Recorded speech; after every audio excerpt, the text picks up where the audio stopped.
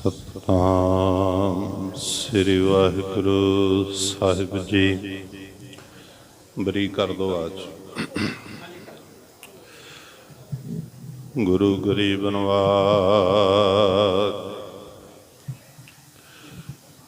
ਧੰਨ ਵਾਹਿਗੁਰੂ ਸਭਨਾ ਮਰਨਾ ਆਇਆ, ਵਿਛੋੜਾ ਸਭਨਾ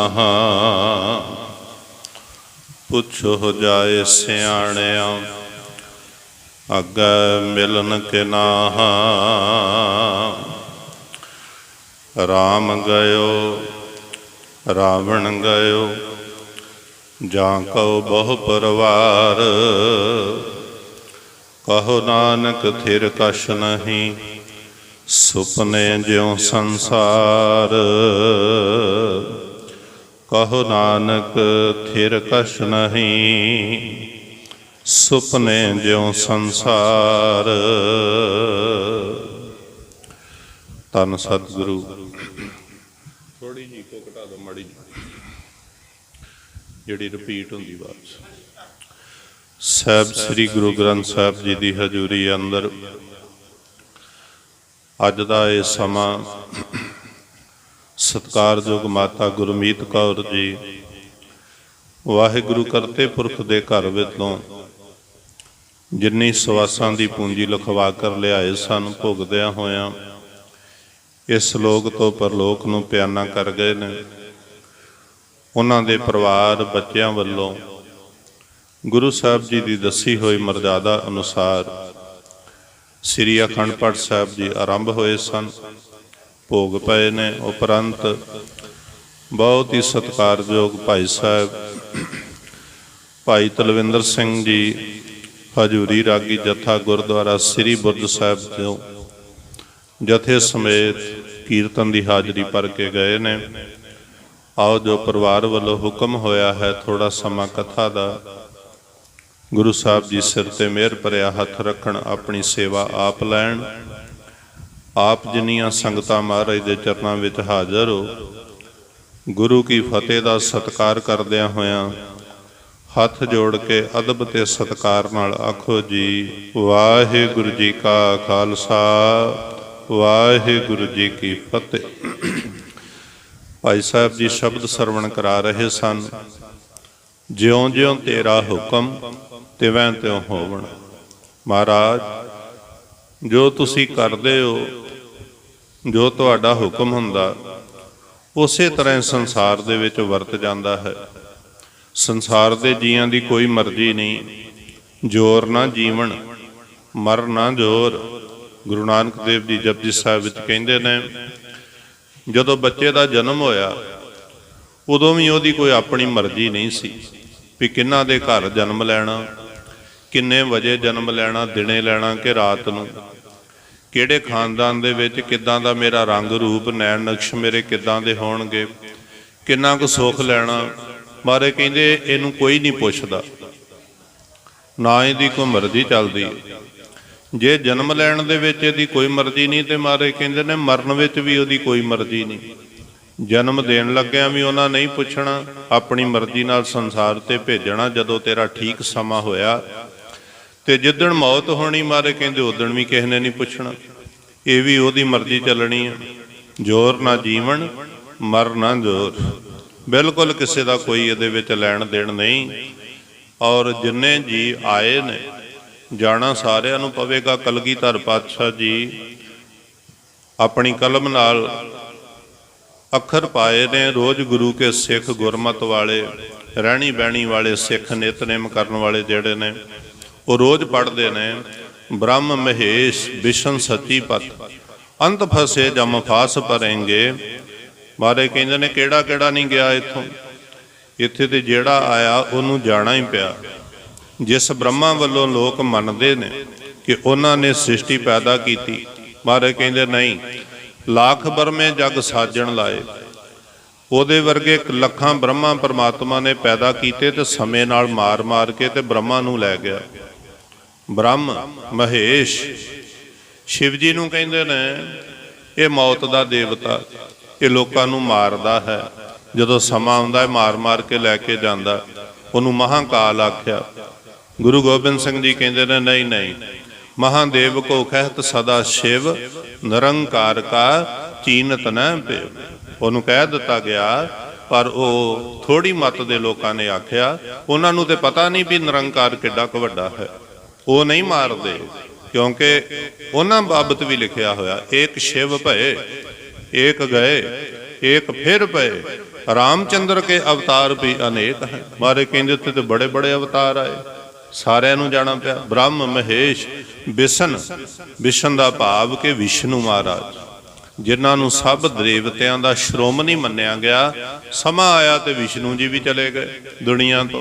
ब्रह्म महेश विष्ण सची पत, सची दा पति, सची है स्वर्गां दे राजे इंद्र दी घर वाली दा नाम।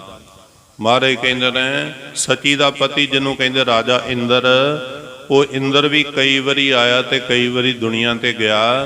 जेड़ा जेड़ा भी आया महाराज कहते ने अपना अपना टाइम भगता के ते सारे चले गए, इत्थे कोई भी नहीं रहा।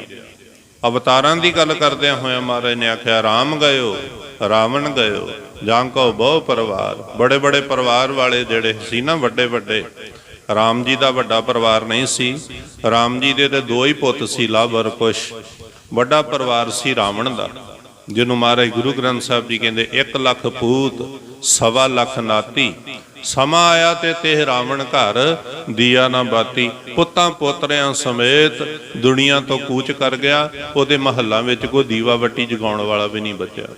महाराज कहते ने समा जदों आया, वो किसी नूं भी छड्ड के नहीं गया, सारियां नूं समय ने अगे ला के खड़िया है। उदा कोई गलत धारनावां बना दे भी फलाना देवता इदा, फलाना देवता इदा। गुरु नानक देव जी कहते, एका माई जुगत व्याई, 3 चेले परवान, एक संसारी, एक भंडारी, एक लाए दी बाण। तो करदे की ने, जिव तिस भावै तिवें चलावै, जिव होवै फरमान। ये तिन्ने कख नहीं करते, जो इन्हां नूं हुक्म दरगाह वल्लों हुंदा है उदां उदां चलदे ने, क्योंकि वो वेखा उन्हां नज़र ना आवे बहुता इहो विडाण। रब नूं ये सब कुछ दिखदा, पर इन्हां तिन्नां देवतियां नूं परमात्मा बारे कख नहीं पता भी वो किड्डा क वड्डा वा। ਉਹਦੇ बारे बिल्कुल नहीं जानते, क्योंकि वह है ही अगम अपार, परे तो परे। ਜਿਹੜਾ ਪਰੇ ਤੋਂ ਪਰੇ ਆ ਉਹ ਆਪ ਹੀ ਜਨਮ ਦਿੰਦਾ ਹੈ, ਜਨਮ ਦੇ ਕੇ ਪਾਲਦਾ ਹੈ, ਰਿਜ਼ਕ ਦਿੰਦਾ ਹੈ। ਜਦੋਂ ਸਮਾਂ ਆਉਂਦਾ ਉਹਦੇ ਹੁਕਮ ਨਾਲ ਜੀ ਇੱਥੋਂ ਤੁਰਦੇ ਨੇ। ਕੋਈ ਕਿਸੇ ਨੂੰ ਜਨਮ ਦੇਣ ਵਾਲਾ ਨਹੀਂ, ਦੂਜਾ ਕੋਈ ਕਿਸੇ ਨੂੰ ਪਾਲਣ ਵਾਲਾ ਨਹੀਂ, ਤੇ ਕੋਈ ਕਿਸੇ ਨੂੰ ਮਾਰਨ ਵਾਲਾ ਨਹੀਂ। ਸਾਫ ਸਾਫ ਮਹਾਰਾਜ ਨੇ ਬਾਣੀ ਵਿੱਚ ਲਿਖਿਆ ਹੋਇਆ, ਮਾਰੈ ਰਾਖੈ ਏਕੋ ਆਪ। ਮਾਰਨ ਵਾਲਾ ਵੀ ਤੇ ਰੱਖਿਆ ਕਰਨ ਵਾਲਾ ਵੀ ਉਹ ਇੱਕੋ ਹੀ ਆ, ਦੂਜਾ ਕੋਈ ਨਹੀਂ। ਉਹ ਸਿੱਖ ਦਾ ਹੁਕਮ ਆਇਆ ਤੇ ਮਾਤਾ ਗੁਰਮੀਤ ਕੌਰ ਜੀ ਸੰਸਾਰ ਨੂੰ, ਪਰਿਵਾਰ ਨੂੰ ਫਤਿਹ ਬੁਲਾ ਕੇ ਤੇ ਦੁਨੀਆ ਤੋਂ ਚਲੇ ਗਏ ਨੇ। ਜਿਹਦਾ ਵੀ ਹੁਕਮ ਅਸੀਂ ਕਹਿੰਦੇ ਭਾਣਾ ਵਰਤ ਗਿਆ। ਸ੍ਰੀ ਗੁਰੂ ਅਮਰਦਾਸ ਜੀ ਮਹਾਰਾਜ ਕਹਿੰਦੇ ਨੇ, ਮੌਤ ਨੂੰ ਹੀ ਭਾਣਾ ਨਹੀਂ ਆਖੀਦਾ। ਜਿੱਦਣ ਜਨਮ ਹੋਇਆ ਸੀ ਉਦਣ ਵੀ ਭਾਣਾ ਹੀ ਵਰਤਿਆ ਸੀ। ਜਨਮ ਨੂੰ ਵੀ ਗੁਰੂ ਅਮਰਦਾਸ ਜੀ ਨੇ ਭਾਣਾ ਆਖਿਆ, ਮੌਤ ਨੂੰ ਵੀ ਭਾਣਾ ਆਖਿਆ। ਭਾਣੇ ਦਾ ਮਤਲਬ ਰਜਾ। ਮਹਾਰਾਜ ਆਨੰਦ ਸਾਹਿਬ ਵਿੱਚ ਕਹਿੰਦੇ ਨੇ, ਜਾਂ ਤਿਸ ਭਾਣਾ ਤਾਂ ਜੰਮਿਆ, ਪਰਿਵਾਰ ਭਲਾ ਪਾਇਆ। ਉਹਦੀ ਮਰਜ਼ੀ ਸੀ ਚੰਗੇ ਪਰਿਵਾਰ ਦੇ ਵਿੱਚ ਤੈਨੂੰ ਜਨਮ ਦੇ ਦਿੱਤਾ। ਉਹਦੀ ਮਰਜ਼ੀ ਹੋਈ ਪਰਿਵਾਰ ਵਿੱਚੋਂ ਜਿਨ ਤੁਮ ਭੇਜੇ ਤਿਨਹਿ ਬੁਲਾਏ, ਸੁਖ ਸਹਿਜ ਛੇਤੀ ਕਰ ਆਓ। ਜਿਹਨੇ ਭੇਜਿਆ ਸੀ ਉਹਦਾ ਹੀ ਹੁਕਮ ਹੋਇਆ ਵਾ, ਹੋਰ ਕਿਸੇ ਦਾ ਹੁਕਮ ਨਹੀਂ। ਔਰ ਇਹ ਹੁਕਮ ਸਾਰਿਆਂ ਦੇ ਸਿਰ ਤੇ ਆ, ਪਰ ਕਰਨਾ ਕੀ ਚਾਹੀਦਾ। ਫਰੀਦ ਸਾਹਿਬ ਜੀ ਦੀ ਆਵਾਜ਼ ਹੈ ਸਾਰੇ ਸੰਸਾਰ ਵਿੱਚ ਕਿ ਬੋਲੇ ਸੇਖ ਫਰੀਦ ਪਿਆਰੇ ਅੱਲਾਹ ਲੱਗੇ। ਜਾਣਾ ਤੇ ਸਾਰਿਆਂ ਨੇ। ਫਰੀਦ ਦੁਨੀਆ ਨੂੰ ਰੌਲਾ ਪਾ ਪਾ ਕੇ ਕਹਿ ਰਹੇ ਨੇ, ਦੁਨੀਆ ਦੇ ਲੋਕੋ ਅੱਲਾ ਨਾਲ ਜੁੜੋ। ਹਰ ਇੱਕ ਚਲਿਆ ਜਾਏਗਾ, ਜਿਹੜਾ ਜਿਹੜਾ ਵੀ ਆਇਆ ਇਸ ਸੰਸਾਰ ਤੋਂ ਕੂਚ ਕਰ ਜਾਏਗਾ। ਬੋਲੇ ਸੇਖ ਫਰੀਦ ਪਿਆਰੇ ਅੱਲਾਹ ਲੱਗੇ, ਇਹ ਤਨ ਹੋਸੀ ਖਾਕ ਨਿਮਾਣੀ ਗੋਰ ਘਰੇ। ਮਹਾਰਾਜ ਕਹਿੰਦੇ ਨੇ ਜਿਹੜਾ ਸਰੀਰ ਆ ਇਹ ਕਬਰਾਂ ਵਿੱਚ ਜਾ ਕੇ ਤੇ ਮਿੱਟੀ ਹੋ ਜਾਏਗਾ, ਸਵਾਹ ਹੋ ਜਾਏਗਾ। ਕਿਸੇ ਦਾ ਸੰਸਕਾਰ ਹੋ ਜਾਏਗਾ, ਕੋਈ ਪਾਣੀ ਵਿੱਚ ਪ੍ਰਵਾਹ ਦਿੱਤਾ ਜਾਏਗਾ, ਕੋਈ ਮਿੱਟੀ ਵਿੱਚ ਦੱਬਿਆ ਜਾਏਗਾ। ਮਹਾਰਾਜ ਬਾਣੀ ਦੇ ਬੋਲ ਨੇ ਕਿ ਕੋਈ ਸੰਸਕਾਰੇ ਜਾ ਰਹੇ ਨੇ, ਕੋਈ ਮਿੱਟੀ 'ਚ ਦੱਬੇ ਜਾ ਰਹੇ ਨੇ, ਕੋਈ ਪਾਣੀ 'ਚ ਪ੍ਰਵਾਹ ਰਹੇ ਨੇ। ਤੇ ਇੱਕ ਨਾ ਕੁੱਤੇ ਖਾਏ इदां दी भी साडे समाज विच एक जमात हैगी आ धर्म दी, वो अपना जी चढ़ाई कर जावे ते उहनूं एकांत विच लै जांदे ने, ओहदी छुरी दे नाल बोटी बोटी कट के ते कावां कुत्तिआं नूं पा दिंदे। वो कहिंदे साड़ना क्यों आ, किसी जी दे काम आ जे। महाराज कहिंदे ने ये इस तरह जीआं दे नाल मगरों हो जांदा। और इन्हां विचों श्रोमणी कौन आ? महाराज कहिंदे ने आए ने ते जाना ते सारिआं नूं पैना है। सब तो शाबाश फिर उस बंदे नूं मिलूगी जिहड़ा धरती ते आके जपेगा सतनाम श्री वाहिगुरू। नहीं तो गोर दा भाव आ कबर। फरीद साहब जी ने गोर अखर इस करके वरत्या भी वो मुसलमान ने, उन्हां दे धर्म विच कबर विच नप्पिया जांदा मुर्दा। ते एक बोल हो रहा, भाई गुरदास जी ने भी आख्या भी गुरु नानक दे सिखा तेरा गुरु कबर है ते तू मुर्दा बन के आ ते कबर दे विच तेरा निवास हो जे, तेरा गुरु कबर वर्गा है। उन्होंने आख्या मुर्दा होए मुरीद सो गुर गोर समावै। महाराज कहंदे ने कबरां दे विच जींदे बंदे नहीं पैंदे, कबरां दे विच मरे होए पैंदे। ते एक नुकता साझा करिए भी हर कोई कहंदा भी महाराज जी साडा जी चढ़ाई कर गया ते इहनूं अपने चरनां च निवास दिओ। ते इहो ही नुकता साझा करके मैं फतेह बुला देंगा कि चरनां च निवास फिर किन्हां नूं मिलदा। पहली गल ते गुरु नानक साहब जी का सिद्धांत आ, श्री गुरु ग्रंथ साहब जी का सिद्धांत आ, मरण तो बाद किसी नूं मुक्ति नहीं जे मिलदी, जिन्हों मिलदी जींदियां जी मिलदी। जिहड़ा बंदा जींदियां जी मुक्त हो गया वो मुक्त आ, ते जिहड़ा नहीं हो सकिया मरण तो बाद मारे कहंदे जिन्ना मर्जी दान पुन करो, जो कुछ मर्जी करो, जिहदे जींदियां जी कुछ पल्ले नहीं पिया मरण तो बाद भी उहदी खलासी नहीं होएगी। ये सिद्धांत आ गुरु ग्रंथ साहब जी महाराज दा, थां थां ते लिखिया होया। कबीर साहब जी महाराज भी कहंदे ने मरण मुक्त किन पाई, मरण तो बाद किनू मुक्ति मिली है? किसी नूं भी नहीं मिली। मुक्ति ते उहनूं मिलदी जिहड़ा जींदे जी मुक्त हो जे। हुण जींदे जी मुक्त कौन होवेगा? क्योंकि सारे असीं मुक्त होने वास्ते आए हैं। मरण तो बाद साडी सारियां दी अरदास होऊगी, ये गुरु के वजीर साहब करनगे भी महाराज जी तुहाडा भेजिया होया आया सी, तुहाडे हुक्म नाल चल गया, हुण इहनूं अपने चरनां च निवास दिओ। ते भाई साहब भाई गुरदास जी सिख पंथ दे वेद व्यास गुरु अर्जन देव जी दे मामा जी लगदे आ, उन्होंने बोल लिखे हुए ने। आओ जी इत्थे बैठ जाओ, आ स्टैंड चुक दिओ जी, थां बनाओ गुरु के सिखां वास्ते। इत्थे बहुत सारा कमरा वेला पिया, आओ जी बैठो। महापुरख कहंदे हुंदे सी गोडा चाया ते सिख बिठाया, गोडा माड़ा जा तां चुको ते सिख बह जांदा, थां झट बन जांदा। रहो विचार भई अरदास ते होवेगी भी महाराज जी इहनूं अपने चरनां च निवास दिओ। वो कहंदे ने अरदास करनी सिख दा फर्ज आ, पर जदों गुरु कोल जांदे हो उदों जिंदगी रहिंदियां रहिंदियां सिख लो भी गुरु के चरनां विच निवास किवें हुंदा ते किहदा हुंदा। उत्थे फिर उन्होंने आख्या भी मुर्दा होए मुरीद सो गुर गोर समावै, तेरा गुरु कबर आ ते इहदे विच तूं समाउणा वा। ते उन्होंने फिर कबर दे अगों 3 गुण दस्से। कबर दे 3 गुण ये दस्से भी पहली गल ते कि जदों कोई बंदा चढ़ाई कर जावे, जिहड़ा बंदा दौड़ दौड़ के घरां नूं वड़दा ते जदों उहदे साह निकल जांदे ने ते घर वाला उहनूं कोई घर नहीं रखदा, उहनूं मुड़ के उस थां ते लैके जांदे ने जिस थां वल जिंदगी जिउंदिआं ओह झाती मारनी भी पसंद नहीं करदा। मड़ियां लागों दी को लंघ के राजी नहीं, कबरां लागों दी को लंघ के राजी नहीं, लोकां नूं डर आउंदा।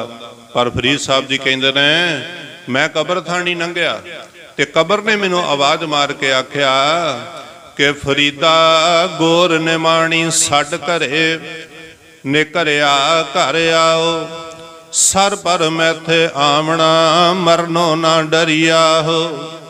कबर ने आवाज़ मार के आख्या भी आ लोकां नूं समझाओ, मेरे लागों दी लंघदे ने मूँह परां नूं करके, ते जिन्हां घरां विच जांदे ने जिद्दण मर गए उन्हां घरां वालियां ने चुक के मेरे कोल ही लैके आउणा। इन्हां नूं जदों कोई थां नहीं ना देगा, इन्हां नूं मैं थां दऊंगी अपने कोल। कबर दे 3 गुण। पहला ते कबर ने थावियां नूं थां दिंदी है। जदों बंदा चढ़ाई कर जे उहदा थां किहड़ा वा? गुरु तेग बहादुर जी कहंदे ने ते ये जिहड़े संगी साथी ने रिश्तेदार भैण भरा ये ते जिंदगी जिउंदे बंदे नूं छड्डना शुरू कर दिंदे आ। ਪਹਿਲੀ ਗੱਲ ਤੇ ਜੇ ਕਿਸੇ ਕੋਲ ਪੈਸਾ ਧੇਲਾ ਘਟਦੇ, ਸੱਜਣ ਮਿੱਤਰ ਕਵਾਉਂਦੇ ਨਹੀਂ ਕਿਸੇ ਨੂੰ ਵੀ ਇਹਦੇ ਕੋਲ ਜਾਵਾਂਗੇ ਤੇ ਇਹਨੇ ਕੋਈ ਕੰਮ ਹੀ ਦੱਸਣਾ। ਜੇ ਪੈਸਾ ਧੇਲਾ ਵੀ ਹੋਵੇ ਤੇ ਜਿਹੜੇ ਬੰਦੇ ਦੀਆਂ ਬੜੀਆਂ ਰਿਸ਼ਤੇਦਾਰੀਆਂ ਸੱਜਣ ਤਾਈਆਂ ਸੀ ਨਾ, ਬਜ਼ੁਰਗ ਹੋ ਗਿਆ, ਘਰ ਵਿੱਚ ਮੰਜੇ ਤੇ ਪੈ ਗਿਆ, ਜਿੰਨੇ ਪਹਿਲੇ ਦੋਸਤ ਮਿੱਤਰ ਸੀ ਹੁਣ ਨਹੀਂ ਉਹ ਆਉਂਦੇ। ਇੱਕ ਅੱਧੀ ਵਾਰੀ ਖਬਰ ਲੈਣ ਆਏ, ਮੁੜ ਕੇ ਕੋਈ ਨਹੀਂ ਕਿਸੇ ਨੂੰ ਕਵਾਉਂਦਾ। ਹੌਲੀ ਹੌਲੀ ਰਿਸ਼ਤੇਦਾਰ ਵੀ ਆਉਂਦੇ ਨੇ ਤੇ ਘਰਦਿਆਂ ਦੇ ਲਾਗੇ ਬਹਿ ਕੇ ਖਾਂਦੇ ਪੀਂਦੇ ਨੇ। ਬਾਪੂ ਦੂਜੇ ਪਾਸੇ ਪਿਆ ਹੋਇਆ, ਉਧਰ ਮਿਲਣ ਉਦੋਂ ਹੀ ਜਾਂਦੇ ਆ ਵੀ ਚੰਗਾ ਫਿਰ ਬਾਬੂ ਜੀ ਅਸੀਂ ਚੱਲੇ ਆ। ਬਾਰੇ ਕਹਿੰਦੇ ਨੇ ਉਹਦੀ ਮੰਜੀ ਵੱਲ ਉਦੋਂ ਆਉਣਾ, ਆਉਂਦਿਆਂ ਸਤਿ ਸ੍ਰੀ ਅਕਾਲ ਬੁਲਾ ਦੇਣਗੇ, ਜਾਣ ਲੱਗਿਆਂ ਕਹਿ ਦੇਣਗੇ ਚੰਗਾ ਜੀ ਮੈਂ ਚੱਲਿਆ। ਵਿਚਲਾ ਟਾਈਮ ਕੋਈ ਨਹੀਂ ਉਹਦੇ ਲਾਗੇ ਪੈਂਦਾ। ਪਰਿਵਾਰ ਛੱਡ ਜਾਂਦਾ, ਦੋਸਤ ਮਿੱਤਰ ਛੱਡ ਜਾਂਦੇ ਨੇ, ਰਿਸ਼ਤੇਦਾਰ ਭੈਣ ਭਰਾ ਛੱਡ ਜਾਂਦੇ ਨੇ। ਤੇ ਫਿਰ ਮਾਰੇ ਕਹਿੰਦੇ ਨੇ ਸਮਾਂ ਆਉਂਦਾ ਤੇ ਘਰ ਕੀ ਨਾਰ ਬਹੁਤ ਹਿਤ ਜਾਂਸਿਓ, ਸਦਾ ਰਹਿਤ ਸੰਗ ਲਾਗੀ, ਜਬ ਹੀ ਹੰਸ ਤਜੀ ਏ ਕਾਇਆ, ਪ੍ਰੇਤ ਪ੍ਰੇਤ ਕਰ ਭਾਗੀ। ਸਭ ਤੋਂ ਨੇੜੇ ਦੀ ਸੀ ਆਪਣੀ ਘਰ ਵਾਲੀ, ਜਦੋਂ ਜਾਣ ਨਿਕਲੀ ਉਹ ਵੀ ਪਰਾਂ ਹੋ ਕੇ ਖਲੋਗੀ, ਕਹਿੰਦੀ ਹੁਣ ਇਹ ਪ੍ਰੇਤ ਹੋ ਗਿਆ। ਨਿਆਣਿਆਂ ਨੂੰ ਫੜ ਫੜ ਕੇ ਪਰਾਂ ਕਰ ਲੱਗ ਪਏ, ਪਰਾਂ ਹੋ ਜਾਓ, ਇਹਦੇ ਲਾਗੇ ਨਾ ਆਇਓ, ਇਹਦੇ ਲਾਗੇ ਨਾ ਆਇਓ। ਮਾਰੇ ਕਹਿੰਦੇ ਨੇ ਆਹ ਹੈ ਦੁਨੀਆ ਦਾ ਪਿਆਰ। ਤੇ ਫਿਰ ਕੀ ਹੋ ਜਾਂਦਾ, ਫਿਰ ਘੱਟ ਫੂਟੇ, ਕੋਈ ਬਾਤ ਨਾ ਪੁੱਛੇ, ਕਾਢੋ ਕਾਢੋ ਹੋਈ, ਜਿੱਦਾਂ ਟੁੱਟੇ ਹੋਏ ਮਿੱਟੀ ਦੇ ਘੜੇ ਦੀ ਕੋਈ ਬਾਤ ਨਹੀਂ ਪੁੱਛਦਾ, ਜਦੋਂ ਉਹ ਤਿੜਕ ਜਾਵੇ ਚੁੱਕ ਕੇ ਬਾਹਰ ਸੁੱਟ ਦਿੰਦੇ ਨੇ। ਜਿਹੜਾ ਜੀਵ ਬੜਾ ਪਿਆਰਾ ਹੁੰਦਾ, ਸਲਾਹਾਂ ਹੋਣ ਲੱਗ ਪੈਂਦੀਆਂ ਵੀ ਕਦੋਂ ਲੈ ਕੇ ਜਾਣਾ, ਕਦੋਂ ਲੈ ਕੇ ਜਾਣਾ। ਉਹ ਗੱਲ ਫਿਰ ਫਰੀਦ ਸਾਹਿਬ ਨੇ ਆਂਦੇ ਆ ਵੀ ਲੈ ਕੇ ਤੇ ਜਾਣਾ ਕਹਿੰਦੇ ਆ, ਪਰ ਦੱਸੋ ਵੀ ਹੁਣ ਇਹਨੂੰ ਲੈ ਕੇ ਕਿੱਥੇ ਜਾਣਾ, ਇਹਦਾ ਥਾਂ ਕਿਹੜਾ ਵਾ? ਇਹਦਾ ਥਾਂ ਉਹ ਵਾ ਜਿੱਧਰ ਕਦੀ ਇਹਨੇ ਧਿਆਨ ਨਹੀਂ ਮਾਰਿਆ। ਇਸ ਸਰੀਰ ਨੇ ਕਬਰ ਵੱਲ ਵੇਂਦਾ ਨਹੀਂ ਵੀ ਮੇਰਾ ਧਿਆਨ ਨਾ ਕਿਤੇ ਪੈ ਜੇ। ਫਿਰ ਕੀ ਉਹ ਕਬਰ ਕੀ ਕਰਦੀ ਹੈ? ਕਬਰ ਨਥਾਵੇਂ ਬੰਦੇ ਨੂੰ ਥਾਂ ਦਿੰਦੀ ਆ। ਘਰ ਵਾਲੇ ਚੁੱਕ ਕੇ ਲੈ ਜਾਂਦੇ ਆ ਵੀ ਇਹਨੂੰ ਅਸੀਂ ਘਰ ਨਹੀਂ ਰੱਖ ਸਕਦੇ, ਕਬਰ ਦੀ ਮਿੱਟੀ ਪੁੱਟਦੇ ਆ। ਫਰੀਦ ਸਾਹਿਬ ਜੀ ਨੇ ਆਪਣੇ ਧਰਮ ਮੁਤਾਬਕ ਸ਼ਬਦ ਉਚਾਰਿਆ ਤੇ ਮਿੱਟੀ ਪੁੱਟ ਕੇ ਤੇ ਉਹਦੇ ਵਿੱਚ ਰੱਖ ਦਿੰਦੇ ਆ। ਪਹਿਲਾ ਗੁਣ ਜਿਹਨੂੰ ਕੋਈ ਨਹੀਂ ਰੱਖਦਾ, ਕਬਰ ਕਹਿੰਦੀ ਲਿਆਓ ਇਹਨੂੰ ਮੈਂ ਰੱਖ ਲੈਣੀ। ਦੂਜਾ ਕਬਰ ਦਾ ਗੁਣ ਆ ਵੀ ਉਹ ਜਿਹੜੀ ਮਿੱਟੀ ਪੁੱਟੀ ਆ ਨਾ, ਉਹ ਮੁਰਦੇ ਤੇ ਪਾਉਂਦੇ ਆ ਤੇ ਕਬਰ ਕਹਿੰਦੀ ਆ ਵੀ ਮੈਂ ਮੁਰਦੇ ਦਾ ਪਰਦਾ ਢੱਕਨੀ ਆ ਆਪਣੀ ਮਿੱਟੀ ਪਾ ਕੇ। ਪਹਿਲੀ ਗੁਣ ਨਥਾਵੇਂ ਨੂੰ ਥਾਂ ਦਿੰਦੀ ਆ ਕਬਰ, ਦੂਜੀ ਉਹਦਾ ਪਰਦਾ ਢੱਕਦੀ ਆ।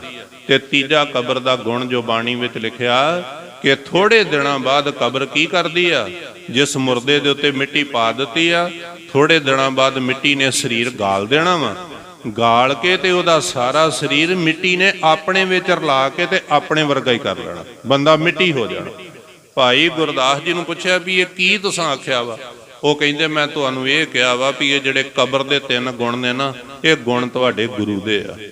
ਮੌਤ ਆ ਜਾਣੀ ਆ, ਇੱਕ ਦਿਨ ਮਰ ਜਾਣਾ ਵਾ, ਤੇ ਮਰਨ ਤੋਂ ਬਾਅਦ ਜੇ ਕਹਿਣਾ ਵੀ ਮਹਾਰਾਜ ਜੀ ਇਹਨੂੰ ਚਰਨਾਂ 'ਚ ਨਿਵਾਸ ਦਿਓ, ਜ਼ਿੰਦਗੀ ਜਿਉਂਦੇ ਮਹਾਰਾਜ ਦੇ ਚਰਨਾਂ 'ਚ ਨਿਵਾਸ ਲਓ, ਗੁਰੂ ਕੀ ਰਹਿਤ ਰੱਖੋ, ਗੁਰੂ ਦਾ ਬਚਨ ਮੰਨੋ, ਤੇ ਫਿਰ ਕੀ ਹੋਏਗਾ? ਗੁਰੂ ਨਥਾਵਿਆਂ ਨੂੰ ਥਾਂ ਦੇਏਗਾ, ਗੁਰੂ ਪਰਦੇ ਢੱਕੇਗਾ, ਤੇ ਗੁਰੂ ਜਿਹੜਾ ਰਹਿਤ ਰੱਖ ਕੇ ਗੁਰੂ ਦਾ ਬਚਨ ਮੰਨੇਗਾ, ਇੱਕ ਦਿਨ ਗੁਰੂ ਸਾਹਿਬ ਉਹਨੂੰ ਆਪਣੇ ਨਾਲ ਹੀ ਮਿਲਾ ਲੈਣਗੇ। ਇਹਨਾਂ 3 ਗੁਣਾਂ ਦੀ ਵਿਚਾਰ ਕਰੀਏ। ਪਹਿਲੀ ਗੱਲ ਤੇ ਗੁਰੂ ਨਥਾਵਿਆਂ ਨੂੰ ਥਾਂ ਦਿੰਦਾ ਹੈ, ਜਿਹਨੂੰ ਕੋਈ ਥਾਂ ਨਹੀਂ। ਜਿਸ ਨੀਚ ਕੋ ਕੋਏ ਨਾ ਜਾਣੈ, ਨਾਮ ਜਪਤ ਉਹ 4 ਕੁੰਟ ਮਾਨੈ। ਤਗੜਿਆਂ ਦੀ ਤੇ ਗੱਲ ਛੱਡੋ, ਮਾਰੇ ਕਹਿੰਦੇ ਜਿਸ ਬੰਦਾ ਜਿਹੜਾ ਦੁਨੀਆ ਤੋਂ ਧੱਕਿਆ ਗਿਆ, ਜਿਹਨੂੰ ਕੋ ਲਾਗੇ ਬਹਾਲ ਕੇ ਰਾਜੀ ਨਹੀਂ, ਉਹ ਇਹੋ ਜੇ ਗਿਰਿਆ ਹੋਇਆ ਬੰਦਾ ਵੀ ਜੇ ਕਿਤੇ ਗੁਰੂ ਗ੍ਰੰਥ ਸਾਹਿਬ ਜੀ ਮਹਾਰਾਜ ਦੀ ਚਰਨਾਂ ਵਿੱਚ ਆ ਜਾਵੇ ਤੇ ਮਹਾਰਾਜ ਉਹਨੂੰ ਦੁਨੀਆ ਦਾ ਸਤਿਕਾਰਯੋਗ ਬਣਾ ਦਿੰਦੇ, ਉਹਦੀ ਪੂਜਾ ਹੋਣ ਲੱਗ ਪੈਂਦੀ, ਉਹਨੂੰ ਲੋਕੀ ਮੱਥੇ ਟੇਕਣ ਲੱਗ ਪੈਂਦੇ ਆ ਜਿਹੜਾ ਗੁਰੂ ਸਾਹਿਬ ਜੀ ਦਾ ਬਚਨ ਕਮਾਵੇ। ਲਾਹੌਰ ਸ਼ਹਿਰ ਦੇ ਲਾਗੇ ਇੱਕ ਪਿੰਡ ਆ ਖਾਰਾ। ਖਾਰੇ ਪਿੰਡ ਦੇ ਬਾਹਰ ਇੱਕ ਕੋੜਾ ਪਿਆ ਹੋਇਆ। ਉਹ ਕੋੜਾ ਉਹ ਸੀ, ਖੱਤਰੀਆਂ ਦਾ ਪੁੱਤ ਸੀ, ਮਾਂ ਪਿਓ ਚੜ੍ਹਾਈ ਕਰਕੇ ਗਲਤ ਸੰਗਤ ਵਿੱਚ ਬਹਿਣ ਲੱਗ ਪਿਆ। ਇੰਨੀ ਸ਼ਰਾਬ ਪੀਤੀ, ਇੰਨਾ ਨਸ਼ਾ ਕੀਤਾ ਵੀ ਘਰ ਦੇ ਬਾਲੇ ਤੱਕ ਲਾ ਕੇ ਵੇਚ ਦਿੱਤੇ, ਭਾਂਡੇ ਤੱਕ ਵਿਕ ਕੇ। ਤੇ ਜਦੋਂ ਕੋਈ ਨਾ ਰਿਹਾ ਤੇ ਮਹਾਰਾਜ ਕਹਿੰਦੇ ਨੇ ਸੁਖ ਮੈਂ ਬਹੁਤ ਆਣ ਮਿਲ ਬੈਠਤ ਰਹਿਤ ਚਾਹੋਂ ਦਿਸ ਘੇਰਾ, ਬਿਪਤ ਪਰੇ ਸਭ ਹੀ ਸੰਗ ਛਾੜਤ ਕੋਉ ਨਾ ਆਵਤ ਨੇਰੇ। ਸੁੱਖਾਂ ਵੇਲੇ ਤੇ ਬੜੇ ਆਉਂਦੇ, ਜਦੋਂ ਦੁੱਖ ਹੋਵੇ ਉਦੋਂ ਕੋਈ ਵੀ ਨਹੀਂ ਆਉਂਦਾ, ਸਭ ਛੱਡ ਗਏ। ਤੇ ਛੱਡਣ ਤੋਂ ਬਾਅਦ ਉਹਨੂੰ ਕੋੜ ਹੋ ਗਿਆ ਉਸ ਬੰਦੇ ਨੂੰ। ਪਿੰਡ ਵਾਲਿਆਂ ਨੇ ਖਾਰੇ ਪਿੰਡ ਚੋਂ ਕੱਢ ਕੇ ਤੈਨੂੰ ਪਿੰਡੋਂ ਬਾਹਰ ਇੱਕ ਖੂਹ ਤੇ ਬਿਠਾਤਾ, ਇੱਥੇ ਪਾਣੀ ਪੂਣੀ ਪੀ ਲਿਆ ਕਰੀ, ਤੈਨੂੰ ਇੱਥੇ ਰੋਟੀ ਦੂਰੋਂ ਤੇਰੇ ਵੱਲ ਸੁੱਟ ਦਿਆਂ ਕਰਾਂਗੇ, ਜੇ ਤੂੰ ਪਿੰਡ ਰਿਹਾ ਤੇ ਪਿੰਡ ਦੇ ਲੋਕਾਂ ਨੂੰ ਕੋੜ ਹੋ ਜਾਏਗਾ। ਉਦੋਂ ਲਾਜ ਲੂਜ ਤੇ ਇਦਾਂ ਦੇ ਹੁੰਦੇ ਸੀ। ਉਹਦਾ ਐਡਾ ਮਾੜਾ ਹਾਲ ਹੋਇਆ ਵੀ ਕੋੜ ਦੇ ਨਾਲ ਉਹਦੇ ਹੱਥਾਂ ਪੈਰਾਂ ਦੀਆਂ ਉਂਗਲੀਆਂ ਝੜ ਗਈਆਂ ਤੇ ਜ਼ਖਮ ਕਦੀ ਠੀਕ ਨਾ ਹੋਣ, ਤੇ ਜੀਂਦੀ ਜ਼ਿੰਦਗੀ ਜਿਉਂਦਿਆਂ ਨਰਕ ਦੀ ਭੱਠੀ ਵਿੱਚ ਪਿਆ ਹੋਇਆ। ਉਹ ਹੁਣ ਸੋਚਦਾ ਵੀ ਆਸਰਾ ਤੇ ਮੇਰਾ ਕੋਈ ਰਿਹਾ ਨਹੀਂ, ਤੇ ਮੈਂ ਹੁਣ ਜਾਵਾਂ ਕਿੱਧਰ ਨੂੰ। ਤੇ ਫਿਰ ਰਾਤ ਨੀਂਦ ਨਹੀਂ ਸੀ ਆਈ। ਇੱਕ ਦਿਨ ਬਹੁਤੀ ਪੀੜ ਹੋਈ ਕੋੜ ਦੇ ਕਰਕੇ, ਤੇ ਅੰਮ੍ਰਿਤ ਵੇਲੇ ਲਾਹੌਰ ਦੀ ਸੰਗਤ ਸ੍ਰੀ ਗੁਰੂ ਅਮਰਦਾਸ ਜੀ ਮਹਾਰਾਜ ਦੇ ਦਰਸ਼ਨ ਕਰਨ ਵਾਸਤੇ ਚੱਲੀ ਆ। ਤੇ ਪੁਰਾਣੇ ਸਿੱਖ ਅਸੀਂ ਬਜ਼ੁਰਗ ਆਪਣੇ ਵੇਖੇ ਹੋਏ ਆ, ਉਹਨਾਂ ਨੂੰ ਸਾਜ਼ ਸੂਝ ਨਹੀਂ ਸੀ ਹੁੰਦੇ ਉਹਨਾਂ ਕੋਲ। ਉਹਨਾਂ ਨੇ ਗੁਰੂ ਕਾ ਬਚਨ ਮੰਨ ਕੇ ਤੇ ਜੋਟੀਆਂ ਦੇ ਸ਼ਬਦ ਪੜ੍ਹਦੇ ਹੁੰਦੇ ਸੀ। ਜਿਹੜੇ ਬਜ਼ੁਰਗ ਪੜ੍ਹਦੇ ਉਹਨਾਂ ਨੂੰ ਪਤਾ ਵੀ ਜੋਟੀਆਂ ਦੇ ਸ਼ਬਦ ਕੀ ਹੁੰਦੇ ਆ। ਬਿਨਾਂ ਸਾਜ਼ਾਂ ਤੋਂ 2-4 ਸਿੱਖਾਂ ਨੇ ਇਕੱਠੇ ਹੋ ਕੇ ਪ੍ਰੇਮ ਨਾਲ ਬਾਣੀ ਪੜ੍ਹਨੀ। ਉਹ ਆਸਾ ਦੀ ਵਾਰ ਜੋਟੀਆਂ ਦੇ ਸਿੱਖ ਰੂਪ ਪੜ੍ਹ ਕੇ ਆਉਂਦੇ ਸੀ, ਸਾਜ਼ਾਂ ਤੋਂ ਬਿਨਾਂ। ਉਹਨੂੰ ਅੰਮ੍ਰਿਤ ਵੇਲੇ ਰਾਹ ਦੇ ਲਾਗੇ ਖੂਹ ਸੀ, ਉਦੋਂ ਕੰਨਾਂ 'ਚ ਆਵਾਜ਼ ਪੈ ਗਈ। ਉਹ ਦੌੜ ਕੇ ਗਿਆ ਵੀ ਸਿੱਖ ਆਏ ਨੇ, ਸੰਗਤ ਪਰਉਪਕਾਰੀ ਹੁੰਦੀ ਹੈ। ਰਾਹ ਤੇ ਜਾ ਕੇ ਲੰਮੇ ਪੈ ਗਿਆ। ਗੁਰੂ ਕੇ ਸਿੱਖ ਆਂਦੇ ਵੀ ਪਰਾਂ ਹੋ ਜਾ, ਅਸੀਂ ਅੱਗੇ ਜਾਣਾ। ਉਹ ਕਹਿੰਦਾ ਪਰਾਂ ਨਹੀਂ ਹੋਣਾ, ਤੁਸੀਂ ਕਿੱਥੇ ਚੱਲੇ ਹੋ? ਉਹ ਆਂਦੇ ਆ ਗੋਇੰਦਵਾਲ ਸਾਹਿਬ ਚੱਲੇ ਆ, ਸ੍ਰੀ ਗੁਰੂ ਅਮਰਦਾਸ ਜੀ ਮਹਾਰਾਜ ਦਾ ਦਰਸ਼ਨ ਕਰਨ ਵਾਸਤੇ। ਉਹ ਕਹਿੰਦਾ ਵੀ ਮੈਨੂੰ ਹੁਣ ਗੁਰੂ ਨੇ ਹੀ ਬਚਾਉਣਾ ਵਾ, ਹੋਰ ਮੈਨੂੰ ਦੋਲੀਆਂ ਦੇ ਆਸਰੇ ਮੇਰੇ ਮਿਟ ਗਏ ਨੇ। ਲੋਕਾਂ ਨੇ ਤਾਂ ਮੈਨੂੰ ਧੱਕ ਦਿੱਤਾ, ਤੇ ਮੈਨੂੰ ਕਿਸ ਤਰ੍ਹਾਂ ਗੁਰੂ ਅਮਰਦਾਸ ਜੀ ਕੋਲ ਲੈ ਜਾਓ। ਉਹਦਾ ਕੋੜ ਵੇਖ ਕੇ ਲਿਬੜੇ ਕੱਪੜੇ ਪਾਕ ਖੂਨ ਨਾਲ, ਤੇ ਕੋਈ ਹੱਥ ਨਾ ਪਾਵੇ। ਪਰ ਜਿਹੜੇ ਸਿਆਣੇ ਦਾਨੇ ਸਿੱਖ ਸੀ ਨਾ, ਉਹਨਾਂ ਨੇ ਆਖਿਆ ਜਿਸ ਗੁਰੂ ਦਾ ਦਰਸ਼ਨ ਕਰਨ ਚੱਲੇ ਜੇ, ਉਸੇ ਗੁਰੂ ਦਾ ਫੈਸਲਾ ਵਾ ਵੀ ਪਰਉਪਕਾਰੀ ਵਰਗੀ ਭਗਤੀ ਨਹੀਂ ਕੋਈ ਹੈਗੀ। ਇਹਨੂੰ ਹੱਥ ਲਾਓਗੇ ਤੇ ਤੁਸੀਂ ਕੋੜੇ ਨਹੀਂ ਹੋ ਚਲੇ, ਕਿਉਂਕਿ ਇਹ ਤੇ ਆਪਣੇ ਕਰਮਾਂ ਦੀ ਸਜ਼ਾ ਭੁਗਤਦਾ। ਜਿੰਨੇ ਗਲਤੀ ਕੋਈ ਨਹੀਂ ਕੀਤੀ ਉਹਨੂੰ ਮਹਾਰਾਜ ਦੁੱਖ ਥੋੜਾ ਦਿੰਦੇ ਆ। ਚੁੱਕੋ ਇਹਨੂੰ ਤੇ ਲੈ ਚਲੋ। ਖਾਰੇ ਪਿੰਡ ਤੋਂ ਚੁੱਕਿਆ ਤੇ ਵਾਰੀ-ਵਾਰੀ ਨੌਜਵਾਨ ਬੰਦੇ ਚੁੱਕ ਲੈਂਦੇ ਸੀ। ਵਾਰੀ-ਵਾਰੀ ਚੁੱਕਦਿਆਂ ਗੋਇੰਦਵਾਲ ਸਾਹਿਬ ਚੱਲ ਗਏ। ਦਿਨ ਚੜ੍ਹਦੇ ਨੂੰ ਗੋਇੰਦਵਾਲ ਸਾਹਿਬ ਪਹੁੰਚ ਗਏ ਨੇ। ਸਾਹਮਣੇ ਉਹ ਗਰੀਬ ਨਵਾਜ਼ ਜੀ ਬੈਠੇ ਹੋਏ ਨੇ, ਜਿਨ੍ਹਾਂ ਬਾਰੇ ਬਾਣੀ ਵਿੱਚ ਲਿਖਿਆ ਹੋਇਆ ਕਿ ਗੁਰ ਅਮਰਦਾਸ ਪਰਸੀਐ ਪੋਹਮ ਪਾਤਕ ਬਿਨਾਸੇ ਹੈ। ਗੁਰੇ ਅਮਰਦਾਸ ਪਰਸੀਐ ਹੈ ਸਿੱਧ ਸਾਧਕ ਆਸਾਸੇ ਹੈ। ਆਓ ਭਾਈ ਦੁਨੀਆ ਦੇ ਲੋਕੋ, ਗੁਰੂ ਅਮਰਦਾਸ ਜੀ ਦੇ ਚਰਨਾਂ ਤੇ ਸਿਰ ਰੱਖ ਕੇ ਮੱਥਾ ਟੇਕੋ। ਜਿਹੜਾ ਗੁਰੂ ਅਮਰਦਾਸ ਜੀ ਦੇ ਚਰਨਾਂ ਤੇ ਸਿਰ ਰੱਖ ਕੇ ਮੱਥਾ ਟੇਕੇਗਾ ਨਾ, ਇਸ ਧਰਤੀ ਤੇ ਰਹਿ ਕੇ ਜਿੰਨੇ ਉਸ ਬੰਦੇ ਨੇ ਪਾਪ ਕਮਾਏ ਨੇ, ਉਹਦੇ ਪਾਪ ਉਸੇ ਵੇਲੇ ਖਤਮ ਹੋ ਜਾਣਗੇ ਜਿਹੜਾ ਗੁਰੂ ਅਮਰਦਾਸ ਜੀ ਨੂੰ ਮੱਥਾ ਟੇਕੇ। ਗੁਰੂ ਅਮਰਦਾਸ ਪਰਸੀਐ ਪੋਹਮ ਪਾਤਕ ਬਿਨਾਸੇ। ਏਡਾ ਤਗੜਾ ਗੁਰੂ ਅਮਰਦਾਸ ਜੀ ਦੇ ਚਰਨਾਂ 'ਚ ਇੰਨੀ ਤਾਕਤ ਵਾ ਵੀ ਸਿੱਖ ਮੱਥਾ ਟੇਕੇ ਤੇ ਇਸ ਜਨਮ ਦੇ ਵੀ ਤੇ ਪਿਛਲੇ ਕਈ ਜਨਮਾਂ ਦੇ ਪਾਪ ਤੋਂ ਬਚਾਉਂਦੇ ਆ। ਅਸਾਂ ਇੱਥੇ ਮੈਂ ਇੱਕ ਨੁਕਤਾ ਆਪ ਜੀ ਦੇ ਅੱਗੇ ਰੱਖਾਂ, ਕਿਉਂਕਿ ਹਰ ਇੱਕ ਦਾ ਜੀ ਕਰਦਾ ਮੈਂ ਗੁਰੂ ਨੂੰ ਮੱਥਾ ਟੇਕਾਂ। ਅੱਜ ਜੇ ਕਿਸੇ ਨੇ ਗੁਰੂ ਅਮਰਦਾਸ ਜੀ ਨੂੰ ਮੱਥਾ ਟੇਕਣਾ ਹੋਵੇ ਤੇ ਕਿੱਦਾਂ ਟੇਕੀਏ? ਜੇ ਸੁਣੀਏ ਵੀ ਮਹਾਰਾਜ ਨੂੰ ਮੱਥਾ ਟੇਕਿਆਂ ਸਾਰੇ ਪਾਪ ਮਿਟ ਜਾਂਦੇ ਆ। ਜੇ ਅੱਜ ਮੱਥਾ ਟੇਕਣਾ ਹੋਵੇ, ਕਿਸੇ ਦਾ ਜੀ ਕਰੇ ਵੀ ਮੈਂ ਗਲਤੀਆਂ ਕੀਤੀਆਂ ਬਖਸ਼ਾਉਣੀਆਂ, ਮੈਂ ਕਿੱਦਾਂ ਮੱਥਾ ਟੇਕਾਂ? ਧਨਾਸਰੀ ਰਾਗ ਵਿੱਚ ਗੁਰੂ ਅਰਜਨ ਦੇਵ ਜੀ ਨੇ ਨਿਰਣਾ ਕਰਕੇ ਦੱਸਿਆ ਵੀ ਗੁਰੂ ਨੂੰ ਮੱਥਾ ਟੇਕਣ ਦਾ ਤਰੀਕਾ ਕੀ ਹੈ। ਉਹਨਾਂ ਕਿਹਾ ਬੰਦਨਾ, ਹਰ ਬੰਦਨਾ, ਮੱਥਾ ਟੇਕੋ ਵਾਹਿਗੁਰੂ ਅਕਾਲ ਪੁਰਖ ਜੀ ਨੂੰ। ਕਿੱਦਾਂ ਟੇਕਣਾ ਬਈ? ਗੁਣ ਗਾਵੋ ਗੋਪਾਲ ਰਾਏ। ਆਪਣੀ ਜ਼ਬਾਨ ਨਾਲ ਵਾਹਿਗੁਰੂ ਕਰਤੇ ਪੁਰਖ ਦੀ ਸਿਫਤ ਕਰੋ। ਇਹ ਸਿਫਤ ਕਰਨਾ ਹੀ ਉਹਨੂੰ ਮੱਥਾ ਟੇਕਣਾ ਹੈ।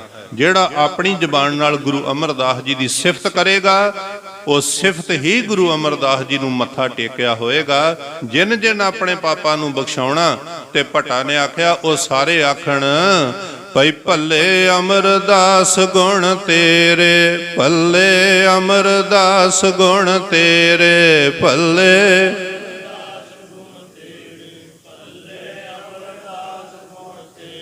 ਭੱਲੇ ਅਮਰਦਾਸ ਗੁਣ ਤੇਰੇ, ਭੱਲੇ ਅਮਰਦਾਸ ਗੁਣ ਤੇਰੇ, ਭੱਲੇ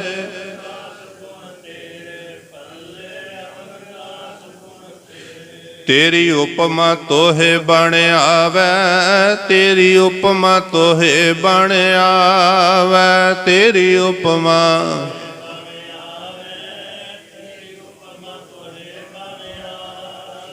ਤੇਰੀ ਉਪਮਾ ਤੋਹੇ ਬਣ ਆਵੈ, ਤੇਰੀ ਉਪਮਾ ਤੋਹੇ ਬਣ ਆਵੈ, ਤੇਰੀ ਉਪਮਾ।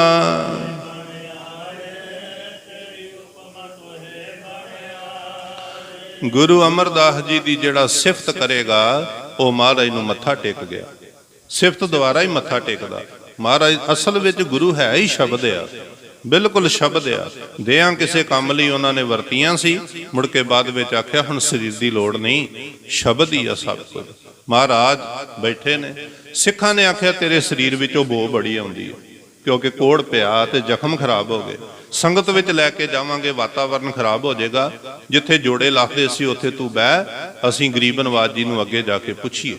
ਮਹਾਰਾਜ ਨੂੰ ਮੱਥਾ ਟੇਕਿਆ। ਗਰੀਬ ਨਵਾਜ ਇੱਕ ਕੋੜਾ ਰਾਹ ਵਿੱਚ ਸੀ, ਖਾਰੇ ਪਿੰਡ ਤੋਂ ਅਸੀਂ ਚੁੱਕ ਕੇ ਲਿਆਂਦਾ, ਕੀ ਹੁਕਮ ਆ?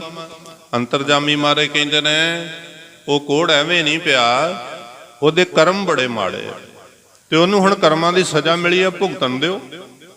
ਉਹਨੂੰ ਕਰਮਾਂ ਦੀ ਸਜ਼ਾ ਮਿਲੀ ਆ, ਭੁਗਤਣ ਦਿਓ। ਇਸ ਕਰਕੇ ਇਹ ਬਚਨਾਂ ਦੇ ਵਿੱਚੋਂ ਬੜਾ ਕੁਝ ਸਿੱਖਣ ਨੂੰ ਮਿਲਦਾ। ਜਦੋਂ ਕੋਈ ਵੱਧ ਕੇ ਪਾਪ ਕਰਦਾ, ਵੱਧ ਕੇ ਗੁਨਾਹ ਕਰਦਾ, ਉਹਨੂੰ ਕੋਈ ਦਾਨਾ ਬੰਦਾ ਰੋਕਦਾ, ਭਈ ਇਹਨਾਂ ਕਰਮਾਂ ਦੀ ਸਜ਼ਾ ਮਿਲਦੀ ਆ, ਤੇ ਉਹ ਬੰਦਾ ਭੂਏ ਚੜਿਆ ਕਹਿੰਦਾ ਕੋਈ ਗੱਲ ਨਹੀਂ, ਵੇਖੀ ਜਾਊਗੀ ਜੋ ਹੋਊਗੀ। ਤੇ ਜਦੋਂ ਫਿਰ ਵੇਖਣ ਦਾ ਟਾਈਮ ਆਉਂਦਾ ਉਦੋਂ ਲੋਕਾਂ ਦੀਆਂ ਚੀਕਾਂ ਨਿਕਲ ਜਾਂਦੀਆਂ ਨੇ। ਉਦੋਂ ਫਿਰ ਮਹਾਰਾਜ ਕਹਿੰਦੇ ਕੋਈ ਗੱਲ ਨਹੀਂ, ਤੂੰ ਇਹੋ ਕਹਿੰਦਾ ਸੀ ਨਾ ਵੀ ਵੇਖੀ ਜਾਊਗੀ, ਹੁਣ ਵੇਖ ਤੇਰਾ ਦੁੱਖ, ਹੁਣ ਤੇਰਾ ਭਾਰ ਕੌਣ ਵੰਡਾਵੇ। ਹੁਣ ਸਾਧ ਸੰਗਤ ਅੱਜ ਗਰੀਬ ਨਵਾਜ ਸੱਚੇ ਪਾਤਸ਼ਾਹ ਜੀ ਕਹਿੰਦੇ ਆ ਰਹਿਣ ਦਿਓ ਉਹਨੂੰ, ਪਰ ਸਿੱਖ ਕਹਿੰਦੇ ਤੁਹਾਡਾ ਬਿਰਧ ਆ ਮਹਾਰਾਜ ਜੀ, ਜੋ ਸਰਨੇ ਆਵੈ ਤਿਸ ਕੰਠ ਲਾਵੈ, ਇਹ ਬਿਰਧ ਸੁਆਮੀ ਸੰਦਾ। ਤੁਹਾਡਾ ਸੁਭਾਅ ਆ, ਕਦੀ ਵੀ ਤੁਸੀਂ ਕਿਸੇ ਨੂੰ ਧੱਕਾ ਨਹੀਂ ਦਿੱਤਾ। ਮਹਾਰਾਜ ਜੀ ਇੱਥੇ ਕਿਰਪਾ ਕਰੋ। ਗਰੀਬ ਨਵਾਜ ਜੀ ਕਹਿੰਦੇ ਅੱਛਾ ਫਿਰ ਉਹਨੂੰ ਆਖੋ, ਇਹ ਸੰਗਤ ਨੂੰ ਟਿਚਕਰਾਂ ਕਰਦਾ ਹੁੰਦਾ ਸੀ ਬੰਦਾ। ਇਹ ਕਹਿੰਦਾ ਹੁੰਦਾ ਸੀ ਜਿਹੜੇ ਸੰਗਤ ਵਿੱਚ ਜਾਂਦੇ ਆ ਵਿਹਲੜ ਲੋਕ ਨੇ, ਖਾਣ ਪੀਣ ਜਾਂਦੇ ਆ, ਤੇ ਹੰਕਾਰਿਆ ਹੋਇਆ ਸੀ, ਮਾਇਆ ਬੜੀ ਸੀ ਕੋਲ। ਹੁਣ ਏਦਾਂ ਕਰੋ, ਜਿਹੜੀ ਸੰਗਤ ਨੂੰ ਇਹ ਟਿਚਕਰਾਂ ਕਰਦਾ ਸੀ ਨਾ, ਉਸ ਸੰਗਤ ਦੇ ਜੋੜਿਆਂ ਦੀ ਚਰਨ ਧੂੜੇ ਆਪਣੇ ਸਰੀਰ ਤੇ ਲਾਵੇ ਤੇ ਫੇਰ ਠੀਕ ਹੋਏਗਾ। ਇਹ ਉਦਾਂ ਕਦੀ ਨਹੀਂ ਠੀਕ ਹੋਏਗਾ। ਚਰਨ ਧੂੜੀ ਦੀ ਉਪਮਾ ਗੁਰੂ ਗ੍ਰੰਥ ਸਾਹਿਬ ਜੀ ਦੇ ਅੰਦਰ ਭਾਈ ਗੁਰਦਾਸ ਜੀ ਨੇ ਥਾਂ ਥਾਂ ਤੇ ਦੱਸੀ ਹੋਈ ਹੈ ਵੀ ਸਾਧ ਸੰਗਤ ਦੀ ਚਰਨ ਧੂੜ ਕੀ ਕਰ ਸਕਦੀ। ਉਹਨਾਂ ਨੇ ਇੱਕ ਪੰਕਤੀ ਮੈਂ ਆਪ ਜੀ ਦੇ ਅੱਗੇ ਰੱਖਣਾ, ਕਿਉਂਕਿ ਵਿੱਚ ਜਦੋਂ ਨਵੇਂ ਪੜ੍ਹੇ ਲਿਖੇ ਬੱਚੇ ਸ਼ਾਮਲ ਹੁੰਦੇ ਆ, ਜਿਨ੍ਹਾਂ ਨੇ ਆਪਣਾ ਕਦੀ ਇਤਿਹਾਸ ਨਹੀਂ ਪੜ੍ਹਿਆ ਜਾਂ ਬਾਣੀ ਨਹੀਂ ਪੜ੍ਹੀ, ਉਹ ਤਰਕ ਕਰਦੇ ਆ ਵੀ ਇਹ ਤੇ ਮਿੱਟੀ ਆ, ਮਿੱਟੀ ਕੀ ਸਵਾਰੂਗੀ ਕਿਸੇ ਦਾ। ਤੇ ਮੈਂ ਇੱਕ ਪੰਕਤੀ ਸਰਵਣ ਕਰਾ ਕੇ ਅੱਗੇ ਪਾਸੇ ਇਤਿਹਾਸ ਨੂੰ ਲੈ ਕੇ ਜਾ। ਭਾਈ ਗੁਰਦਾਸ ਜੀ ਕਹਿੰਦੇ ਆ, ਸਤੀ ਸਤੋ ਟਲੀ ਸਿਲਾ ਹੋਏ ਨਦੀ ਕਿਨਾਰੇ ਬਾਝ ਪ੍ਰਾਣਾ। ਸਤੀ ਦਾ ਭਾਵ ਕਿ ਇੱਕ ਨੇਕ ਸੁਹਾਗਣ ਇਸਤਰੀ, ਉਹਦਾ ਸਤ ਭੰਗ ਹੋ ਗਿਆ, ਉਹਦਾ ਸਤ ਭੰਗ ਹੋ ਗਿਆ। ਇਸ ਕਰਕੇ ਉਹ ਸੁਹਾਗਣ ਹੈ ਗੌਤਮ ਰਿਸ਼ੀ ਦੀ ਘਰ ਵਾਲੀ ਅਹਿਲਿਆ, ਜਿਨ੍ਹਾਂ ਦਾ ਬਚਨ ਬਾਰ-ਬਾਰ ਗੁਰੂ ਗ੍ਰੰਥ ਸਾਹਿਬ ਜੀ ਦੇ ਵਿੱਚ ਆਉਂਦਾ। ਪਰ ਅੱਜ ਚਰਨ ਧੂੜੀ ਦੀ ਮੈਂ ਹੁਣ 2 ਮਿੰਟਾਂ 'ਚ ਕਰਕੇ ਆਪਣੀ ਗੱਲ ਤੇ ਆ ਜਾਣਾ। ਇੰਦਰ ਨੇ ਉਹਦਾ ਸਤ ਭੰਗ ਕਰ ਦਿੱਤਾ, ਚੰਦਰਮਾ ਵਿੱਚ ਸ਼ਾਮਲ ਸੀ ਜੋ ਕੁਝ ਉਹਨਾਂ ਦੇ ਇਤਿਹਾਸ ਮੁਤਾਬਕ। ਗੌਤਮ ਰਿਸ਼ੀ ਜੀ ਵਾਪਸ ਆ ਗਏ। ਜਦੋਂ ਅੱਗੋਂ ਆਖਿਆ ਗਿਆ ਵੀ ਅਜੇ ਤੇ ਅੰਮ੍ਰਿਤ ਵੇਲਾ ਹੀ ਨਹੀਂ ਹੋਇਆ, ਅੱਧੀ ਰਾਤ ਹੈ ਤੇ ਤੂੰ ਕਿੱਧਰ ਆ ਗਿਆ ਸੁੱਤਿਆਂ ਨੂੰ ਜਗਾਉਣ। ਉਹਨਾਂ ਕਿਹਾ ਜੀ ਉੱਥੇ ਕੁੱਕੜ ਨੇ ਬਾਂਗ ਦਿੱਤੇ। ਉਹਨਾਂ ਕਿਹਾ ਨਹੀਂ, ਤੇਰੇ ਨਾਲ ਛਾਲ ਹੋ ਗਿਆ, ਆਪਣੇ ਘਰ ਜਾ। ਜਦੋਂ ਆਏ, ਇੰਦਰ ਉਹਦੇ ਘਰੋਂ ਬਾਹਰ ਨਿਕਲਿਆ ਜਦੋਂ, ਤੇ ਉਹਨਾਂ ਨੇ ਆਪਣੀ ਘਰਵਾਲੀ ਨੂੰ ਇਹ ਗੱਲ ਆਖੀ ਸੀ ਜੋ ਭਾਈ ਗੁਰਦਾਸ ਜੀ ਦੇ ਬੋਲ ਨੇ। ਉਹਨਾਂ ਨੇ ਆਖਿਆ ਵੀ ਤੈਨੂੰ ਪਤਾ ਨਹੀਂ ਲੱਗਾ ਵੀ ਮੈਂ ਤੇਰਾ ਪਤੀ, ਉਹ ਤੇਰਾ ਪਤੀ ਨਹੀਂਗਾ। ਉਹਨੇ ਕਿਹਾ ਜੀ ਉਹ ਆਪਣੀ ਸ਼ਕਤੀ ਨਾਲ ਤੁਹਾਡੇ ਵਰਗਾ ਚਿਹਰਾ ਮੋਹਰਾ ਬਣਾ ਕੇ ਆ ਗਿਆ, ਤੇ ਦੂਜਾ ਹਨੇਰਾ ਸੀ, ਮੈਨੂੰ ਤੇ ਪਛਾਣ ਹੀ ਨਹੀਂ ਆਈ। ਤੇ ਫਿਰ ਉੱਥੇ ਭਾਈ ਗੁਰਦਾਸ ਜੀ ਕਹਿੰਦੇ ਆ, ਉਹ ਕਹਿੰਦੇ ਆ ਉਹ ਕਾਹਦੀ ਸੁਹਾਗਣ ਵਾ ਜਿਹੜੀ ਹਨੇਰੇ ਵਿੱਚ ਵੀ ਆਪਣੇ ਪਤੀ ਦਾ ਹੱਥ ਨਹੀਂ ਪਛਾਣਦੀ। ਤੈਨੂੰ ਪਤਾ ਨਹੀਂ ਲੱਗਾ? ਤੂੰ ਮਨੁੱਖ ਜਾਤੀ ਵਿੱਚੋਂ ਆ ਕਿ ਪੱਥਰ ਵਾ? ਉਹਨਾਂ ਕਹੇ ਤੂੰ ਪੱਥਰ ਹੀ ਆ ਜਿਹਨੂੰ ਪਛਾਣ ਹੀ ਨਹੀਂ ਆਈ। ਤੂੰ ਇਨਸਾਨਾਂ ਦੀ ਜੂਨ ਵਿੱਚ ਰਹਿਣ ਦੀ ਹੱਕਦਾਰ ਨਹੀਂ, ਚੱਲ ਜਾ ਕੇ ਪੱਥਰ ਹੋ ਜਾ, ਤੇਰੀ ਇਹ ਸਜ਼ਾ ਵਾ। ਤੇ ਮੈਂ ਸੰਖੇਪ ਵਿੱਚ ਦੱਸ ਰਿਹਾ। ਭਾਈ ਗੁਰਦਾਸ ਜੀ ਕਹਿੰਦੇ ਨੇ, ਉਹਨੇ ਅੱਗੋਂ ਹੱਥ ਜੋੜ ਕੇ ਆਖਿਆ ਜੀ ਜੋ ਹੋਇਆ ਭੁਲੇਖੇ ਵਿੱਚ ਹੋਇਆ। ਤੁਸੀਂ ਮੇਰੇ ਜੀਵਨ ਨੂੰ ਜਾਣਦੇ ਹੋ, ਉੱਚਾ ਸੁੱਚਾ ਰੱਖਿਆ ਅੱਜ ਤੱਕ ਜੀਵਨ। ਤੁਹਾਡੇ ਘਰ ਜਿੰਨੇ ਸੰਤ ਸਾਧ ਆਏ ਸਾਰਿਆਂ ਦੀ ਸੇਵਾ ਕਰਦੀ ਰਹੀ ਆ, ਤੇ ਅੱਜ ਇੱਕਦਮ ਮੈਨੂੰ ਛਿਣਕ ਦਿੱਤਾ ਜੇ। ਬਾਅਦ ਵਿੱਚ ਉਹਨਾਂ ਵਿਚਾਰ ਕੀਤੀ ਵੀ ਇਹ ਬੋਲ ਮੇਰੇ ਕੋ ਕਾਹਲੀ ਨਾਲ ਨਿਕਲ ਗਿਆ।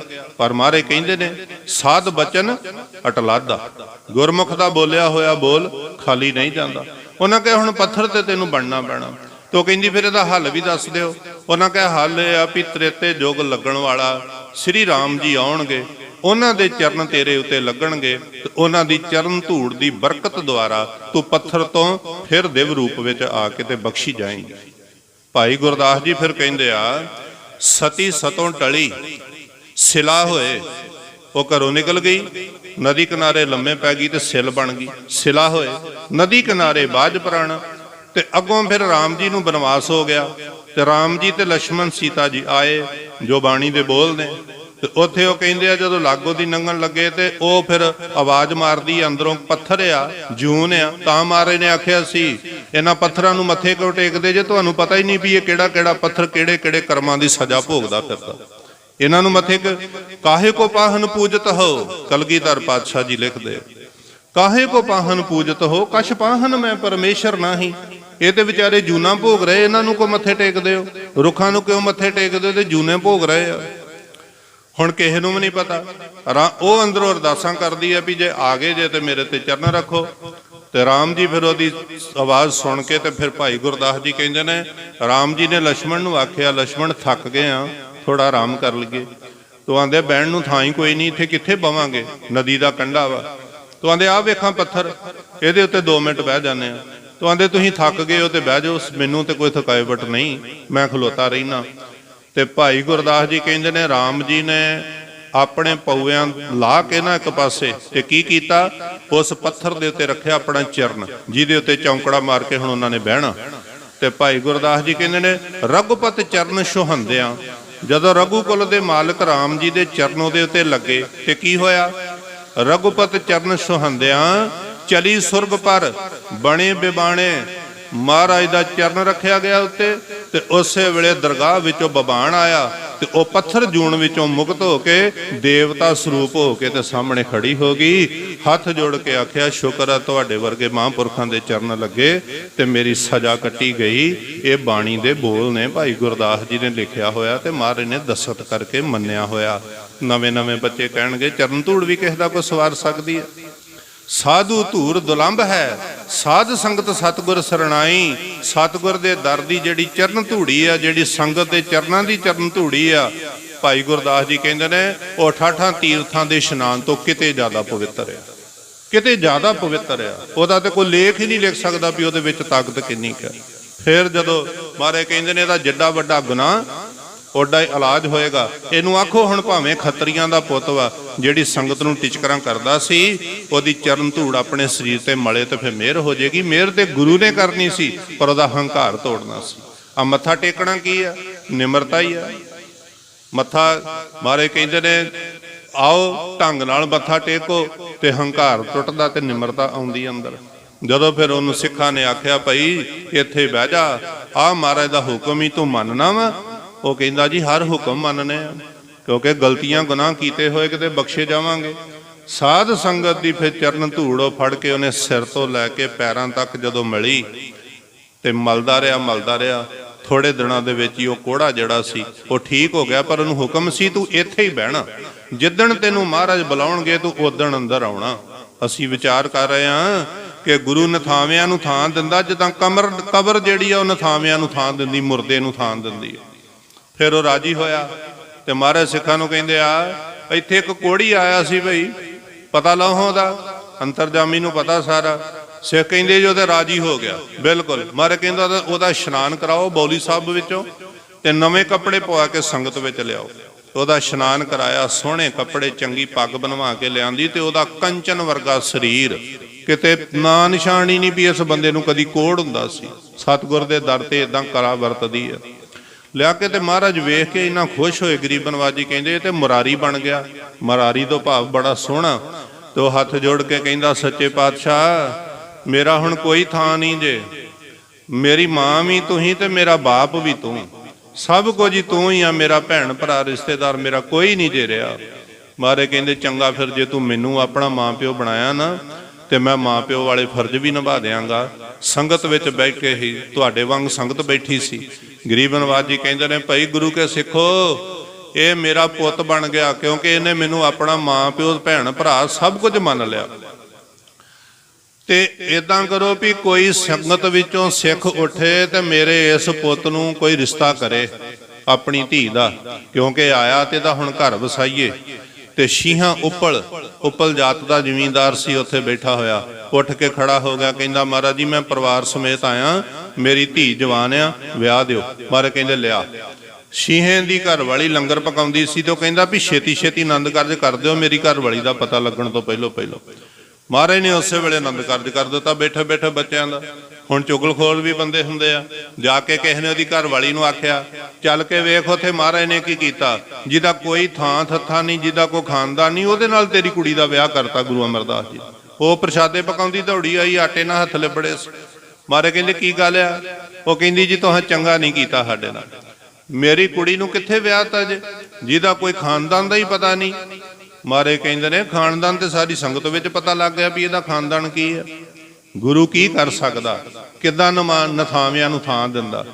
ਉਹ ਕਹਿੰਦੀ ਕਿਹੜਾ ਖਾਨਦਾਨ? ਫਿਰ ਗਰੀਬ ਨਵਾਜ ਜੀ ਕਹਿੰਦੇ ਆ ਇਹਨੇ ਮੈਨੂੰ ਆਖਿਆ ਵੀ ਮੇਰੀ ਮਾਂ ਵੀ ਤੂੰ ਤੇ ਮੇਰਾ ਬਾਪ ਵੀ ਤੂੰ, ਸਤਿਗੁਰੂ ਮੇਰਾ ਤੂੰ ਹੀ ਆ ਸਭ ਕੁਝ, ਤੇ ਮੈਂ ਸੰਗਤ ਵਿੱਚ ਆਖਿਆ ਵੀ ਇਹ ਮੇਰਾ ਪੁੱਤ ਵਾ। ਮਾਰੇ ਕਹਿੰਦੇ ਫਿਰ ਇਹਦਾ ਮਤਲਬ ਵੀ ਇਹਦੇ ਪਿਓ ਦਾ ਨਾਂ ਹੋਇਆ ਗੁਰੂ ਅਮਰਦਾਸ, ਇਹਦੇ ਦਾਦੇ ਦਾ ਨਾਂ ਹੋਇਆ ਗੁਰੂ ਅੰਗਦ ਦੇਵ, ਇਹਦੇ ਪੜਦਾਦੇ ਦਾ ਨਾਂ ਹੋਇਆ ਗੁਰੂ ਨਾਨਕ ਦੇਵ। ਇਹ ਗੁਰੂ ਨਾਨਕ ਦੇ ਖਾਨਦਾਨ ਵਿੱਚ ਤੇਰੀ ਕੁੜੀ ਵਿਆਹੀ ਗਈ ਆ। ਹੁਣ ਦੱਸ ਸਾਰੀ ਦੁਨੀਆ ਤੇ ਝਾਤੀ ਮਾਰ ਕੇ ਵੀ ਗੁਰੂ ਨਾਨਕ ਦੀ ਕੁੱਲ ਤੋਂ ਉੱਚੀ ਕੁੱਲ ਦੁਨੀਆ ਤੇ ਹੈਗੀ ਆ ਕੋਈ? ਉਹ ਫਿਰ ਪੈਰਾਂ ਤੇ ਪੈ ਗਈ, ਕਹਿੰਦੀ ਮਹਾਰਾਜ ਜੀ ਧੀ ਦੀ ਮਾਂ ਵਾ, ਫਿਕਰ ਜਾ ਪੈ ਗਿਆ ਸੀ ਵੀ ਖਾਊਗੀ ਕਿੱਥੋਂ।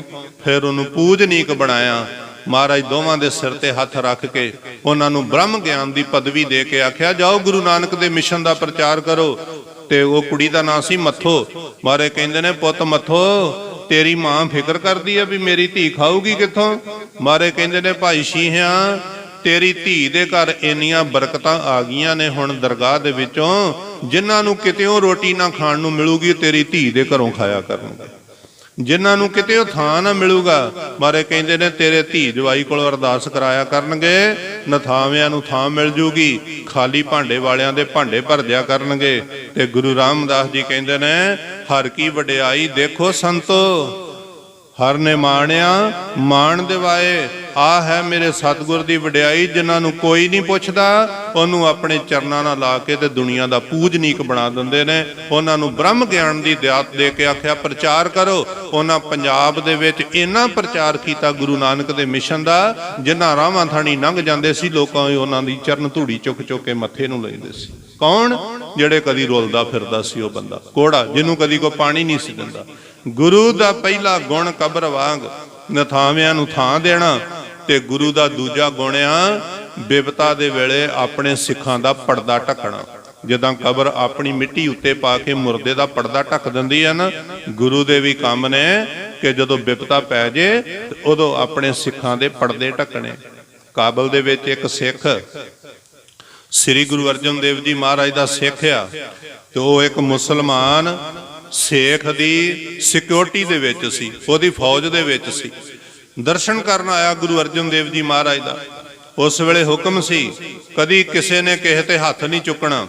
ਹੁਕਮ ਸੀ ਹਰ ਇੱਕ ਦੇ ਅੱਗੇ ਸਿਰ ਝੁਕਾ ਕੇ ਨਿਮਰਤਾ ਦੇ ਨਾਲ ਰਹੋ, ਕਿਸੇ ਨਾਲ ਝਗੜਾ ਨਹੀਂ ਕਰਨਾ, ਨਾ ਕਿਸੇ ਦੇ ਉੱਤੇ ਕੋਈ ਵਾਧਾ ਘਾਟਾ ਕਰਨਾ। ਹਰਮੰਦਰ ਸਾਹਿਬ ਮੱਥਾ ਟੇਕਣ ਆਇਆ ਗੁਰੂ ਕਾ ਸਿੱਖ, ਤੇ ਮਹਾਰਾਜ ਇਹ ਉਪਦੇਸ਼ ਦੇ ਰਹੇ ਸੀ ਵੀ ਭੁੱਲ ਕੇ ਵੀ ਤੁਹਾਡੇ ਹੱਥਾਂ ਤੋਂ ਕਿਸੇ ਦਾ ਕੋਈ ਗੁਨਾਹ ਨਹੀਂ ਹੋਣਾ ਚਾਹੀਦਾ, ਕਦੀ ਜੀ ਹੱਤਿਆ ਨਹੀਂ ਕਰਨੀ, ਹਰ ਇੱਕ ਦੇ ਉੱਤੇ ਦਇਆ ਕਰਨੀ ਆ। ਉਹ ਇਹ ਉਪਦੇਸ਼ ਸੁਣ ਕੇ ਚਲ ਗਿਆ। ਜਿਹੜਾ ਉਹ ਸੇਖ ਸੀ ਉਹ ਸ਼ਿਕਾਰ ਖੇਡਣ ਗਿਆ। ਸੇਖ ਨੇ ਜਦੋਂ ਤਲਵਾਰ ਦਾ ਵਾਰ ਕੀਤਾ ਤੇ ਹਿਰਨ ਵੱਢਿਆ ਗਿਆ, ਤੇ ਉਹ ਮਰਦੇ ਹੋਏ ਤੜਫਦੇ ਹੋਏ ਹਿਰਨ ਵੱਲ ਉਹਨੇ ਵੇਖਿਆ ਨਾ ਗੁਰੂ ਕੇ ਸਿੱਖ ਨੇ, ਉਹਦੇ ਮਨ ਵਿੱਚ ਆਇਆ ਵੀ ਕਿਰਪਾਨ ਕੋਲ ਸੀ ਤੇ ਕਿਰਪਾਨ ਹੀ ਮਾਰੀ ਆ, ਜਿਹੜਾ ਹਥਿਆਰ ਹੋਊਗਾ ਉਹੋ ਹੀ ਚੱਲੂਗਾ ਜਦੋਂ ਫਿਰ ਮੌਕਾ ਬਣ ਗਿਆ ਕਿਤੇ। ਤੇ ਮਹਾਰਾਜ ਕਹਿੰਦੇ ਸੀ ਵੀ ਜੀਆਂ ਤੇ ਦਇਆ ਕਰਨੀ ਆ। ਅੱਜ ਚੰਗਾ ਹੋ ਗਿਆ ਮੈਂ ਨਹੀਂ ਕੋਈ ਵਾਰ ਕੀਤਾ, ਨਹੀਂ ਤੇ ਮੇਰੇ ਕੋਲ ਨਿਰਦੋਸ਼ ਜੀ ਮਾਰਿਆ ਜਾਣਾ ਸੀ ਤੇ ਇਹਦਾ ਲੇਖਾ ਕਿੱਥੇ ਦੇਣਾ ਸੀ। ਇਹਨਾਂ ਜੀਆਂ ਦਾ ਲੇਖਾ ਬੜਾ ਲੰਮਾ ਹੋ ਜਾਂਦਾ। ਤੇ ਉਹਨੇ ਘਰ ਆਣ ਕੇ ਆਖਿਆ ਕਿ ਇਹ ਝੰਜਟ ਹੀ ਮੁਕਾ ਦਿੰਦੇ ਆ। ਉਹਨੇ ਕਿਰਪਾਨ ਦੀ ਮੁੱਠ ਪਹਿਲੀ ਰਹਿਣ ਦਿੱਤੀ ਤੇ ਅੱਗੋਂ ਲੋਹੇ ਦਾ ਫਾਲਾ ਲਾ ਕੇ ਤੇ ਲੱਕੜ ਦੀ ਕਿਰਪਾਨ ਘੜ ਕੇ ਆਪਣੇ ਮਿਆਨ ਵਿੱਚ ਪਾ ਲਈ। ਉਸ ਵੇਲੇ ਹੁਕਮ ਸੀ, ਇਹ ਤੇ ਛੇਵੇਂ ਪਾਤਸ਼ਾਹ ਨੇ ਮੁੜ ਕੇ ਆਖਿਆ ਵੀ ਚੜੋ ਘੋੜਿਆਂ ਤੇ। ਇਹਨਾਂ ਸੰਤਾਂ ਦੀ ਕਦਰ ਨਹੀਂ ਪਾਈ। ਮੇਰਾ ਗੁਰੂ ਪਿਤਾ ਸੰਤ ਸਰੂਪ ਸੀ, ਹੁਣ ਇਹਨਾਂ ਨੂੰ ਦੱਸਾਂਗੇ ਵੀ ਸੰਤਾਂ ਦੇ ਘਰ ਸਿਪਾਹੀਆਂ ਵਾਲੀ ਬਿਰਤੀ ਵੀ ਆ ਗਈ। ਪਹਿਲੋਂ ਬਿਲਕੁਲ ਨਿਮਰਤਾ ਦਾ ਹੀ ਹੁਕਮ ਸੀ, ਕੋਈ ਲੜਾਈ ਝਗੜਾ ਨਹੀਂ। ਜਦੋਂ ਉਹਨੇ ਫਿਰ ਕਿਰਪਾਨ ਪਾ ਲਈ ਲੱਕੜ ਦੀ, ਥੋੜੇ ਦਿਨਾਂ ਬਾਅਦ ਉਹਨਾਂ ਦੀ ਫੌਜ ਵਿੱਚ ਪਤਾ ਲੱਗ ਗਿਆ ਤੇ ਇਸ ਸਿੱਖ ਦਾ ਸਤਿਕਾਰ ਬੜਾ ਕਰਦਾ ਸੀ ਉਹ ਸਿੱਖ। ਉਹਨਾਂ ਕਿਹਾ ਤੈਨੂੰ ਇਹਨੇ ਮਰਵਾ ਦੇਣਾ ਹੀ, ਔਖੇ ਵੇਲੇ ਨੇਰੇ ਸਨੇਰੇ ਨੂੰ ਲੈ ਕੇ ਜਾਣਾ, ਇਹਨੇ ਤੇ ਕਿਰਪਾਨ ਲੱਕੜ ਦੀ ਰੱਖੀ ਹੋਈ ਆ, ਤੇਰੇ ਤੇ ਬਿਪਤਾ ਪੈ ਗਈ ਤੇ ਤੈਨੂੰ ਬਚਾਊਗਾ ਕਿੱਦਾਂ। ਉਹ ਮੰਨੇ ਨਾ ਵੀ ਗੁਰੂ ਅਰਜਨ ਦੇਵ ਜੀ ਦਾ ਸਿੱਖ ਵਾ, ਇਹ ਝੂਠ ਨਹੀਂ ਬੋਲਦਾ, ਮੈਂ ਇਹਦਾ ਸਤਿਕਾਰ ਕਰਦਾ। ਉਹਨਾਂ ਕਹਾ ਕਿਸੇ ਢੰਗ ਨਾਲ ਪਰਖ ਲਾ। ਉਹਨੇ ਅਗਲੇ ਦਿਨ ਸਾਰੇ ਸਿਪਾਹੀ ਦਰਬਾਰ ਵਿੱਚ ਬੁਲਾਏ ਤੇ ਢੰਗ ਤਰੀਕੇ ਨਾਲ ਕਹਿੰਦਾ, ਭਾਈ ਗੱਲ ਸੁਣੋ, ਤੁਹਾਡੇ ਸਿਰ ਤੇ ਮੈਂ ਜੀਂਦਾ ਵਾਂ ਤੇ ਆਪਣੀ ਕਿਰਪਾਨ ਰੇਤੀ ਰੂਤੀ ਲਾ ਕੇ ਰੱਖਦੇ ਜੇ, ਸਾਣ ਸੂਣ ਲਾ ਕੇ ਰੱਖਦੇ ਜੇ, ਧਾਰ ਬਣਾ ਕੇ ਰੱਖਿਓ ਕਿਰਪਾਨ ਦੀ, ਕਿਤੇ ਲੋੜ ਵੀ ਪੈ ਸਕਦੀ ਆ। ਸਾਰੇ ਕਹਿੰਦੇ ਜੀ ਪੂਰੀਆਂ ਧਾਰਾਂ ਲਿਸ਼ਕਦੀਆਂ ਨੇ, ਕਿਰਪਾਨਾਂ ਮਾਂਜ ਕੇ ਰੱਖਦੇ ਆ। ਉਹ ਕਹਿੰਦਾ ਲਿਆਓ ਫਿਰ ਵਾਰੀ ਵਾਰੀ ਆਪਣੀਆਂ ਕਿਰਪਾਨਾਂ ਵਿਖਾਓ ਵੀ ਤੁਸੀਂ ਕਿੱਦਾਂ ਇਹਦੀ ਸੰਭਾਲ ਕਰਦੇ ਜੇ। ਭਾਈ ਕਟਾਰੂ ਦੇ ਅਗਲੇ ਪਾਸੇ 5-7 ਜਾਣੇ ਸੀ, ਉਹਨਾਂ ਦੀਆਂ ਕਿਰਪਾਨਾਂ ਉਹ ਸੇਖ ਵੇਂਦਾ ਗਿਆ, ਠੀਕ ਆ ਠੀਕ ਆ ਠੀਕ ਆ। ਗੁਰੂ ਕੇ ਸਿੱਖ ਨੂੰ ਫਿਕਰ ਪੈ ਗਿਆ ਵੀ ਮੈਂ ਤੇ ਲੱਕੜ ਦੀ ਕਰਕੇ ਪਾਈ ਹੋਈ ਆ ਕਿਰਪਾਨ, ਹੁਣ ਇਹ ਕੱਲੀ ਮੇਰੀ ਬਦਨਾਮੀ ਨਹੀਂ ਹੋਣੀ, ਮੇਰੇ ਗੁਰੂ ਤੱਕ ਗੱਲ ਚਲ ਜਾਣੀ ਆ ਵੀ ਆਹ ਗੁਰੂ ਕੇ ਸਿੱਖ ਨੇ ਇਹੋ ਜਿਹਾ ਕੰਮ ਕਰਦੇ ਆ। ਉਹ ਕਿਰਪਾਨਾਂ ਚੈੱਕ ਕਰ ਲੱਗ ਪਿਆ ਤੇ ਗੁਰੂ ਦਾ ਸਿੱਖ ਗੁਰੂ ਅਰਜਨ ਦੇਵ ਜੀ ਦੇ ਚਰਨਾਂ ਨਾਲ ਉਹਨੇ ਆਪਣੀ ਸੁਰਤ ਬਿਰਤ ਜੋੜ ਲਈ। ਮਹਾਰਾਜ ਬੈਠੇ ਹੋਇਆ ਹਰਮੰਦਰ ਸਾਹਿਬ ਤੇ ਕਿੱਡੀ ਦੂਰੋਂ ਸਿੱਖ ਨੇ ਉਥੋਂ ਗੁਰੂ ਅਰਜਨ ਦੇਵ ਜੀ ਦੇ ਚਰਨ ਫੜ ਲਏ ਤੇ ਉਹ ਅਰਦਾਸ ਕੀਤੀ ਜੋ ਗੁਰੂ ਗ੍ਰੰਥ ਸਾਹਿਬ ਜੀ ਦੇ ਵਿੱਚ ਦਰਜ ਆ। ਸਿੱਖ ਨੇ ਉੱਥੇ ਖਲੋ ਕੇ ਆਖਿਆ, ਸਤਿਗੁਰੂ ਜੀ ਹਰਜੂ ਰਾਖ ਲਿਓ ਪਤ ਮੇਰੀ, ਹਰਜੂ ਰਾਖ ਲਿਓ ਪਤ ਮੇਰੀ, ਹਰਜੂ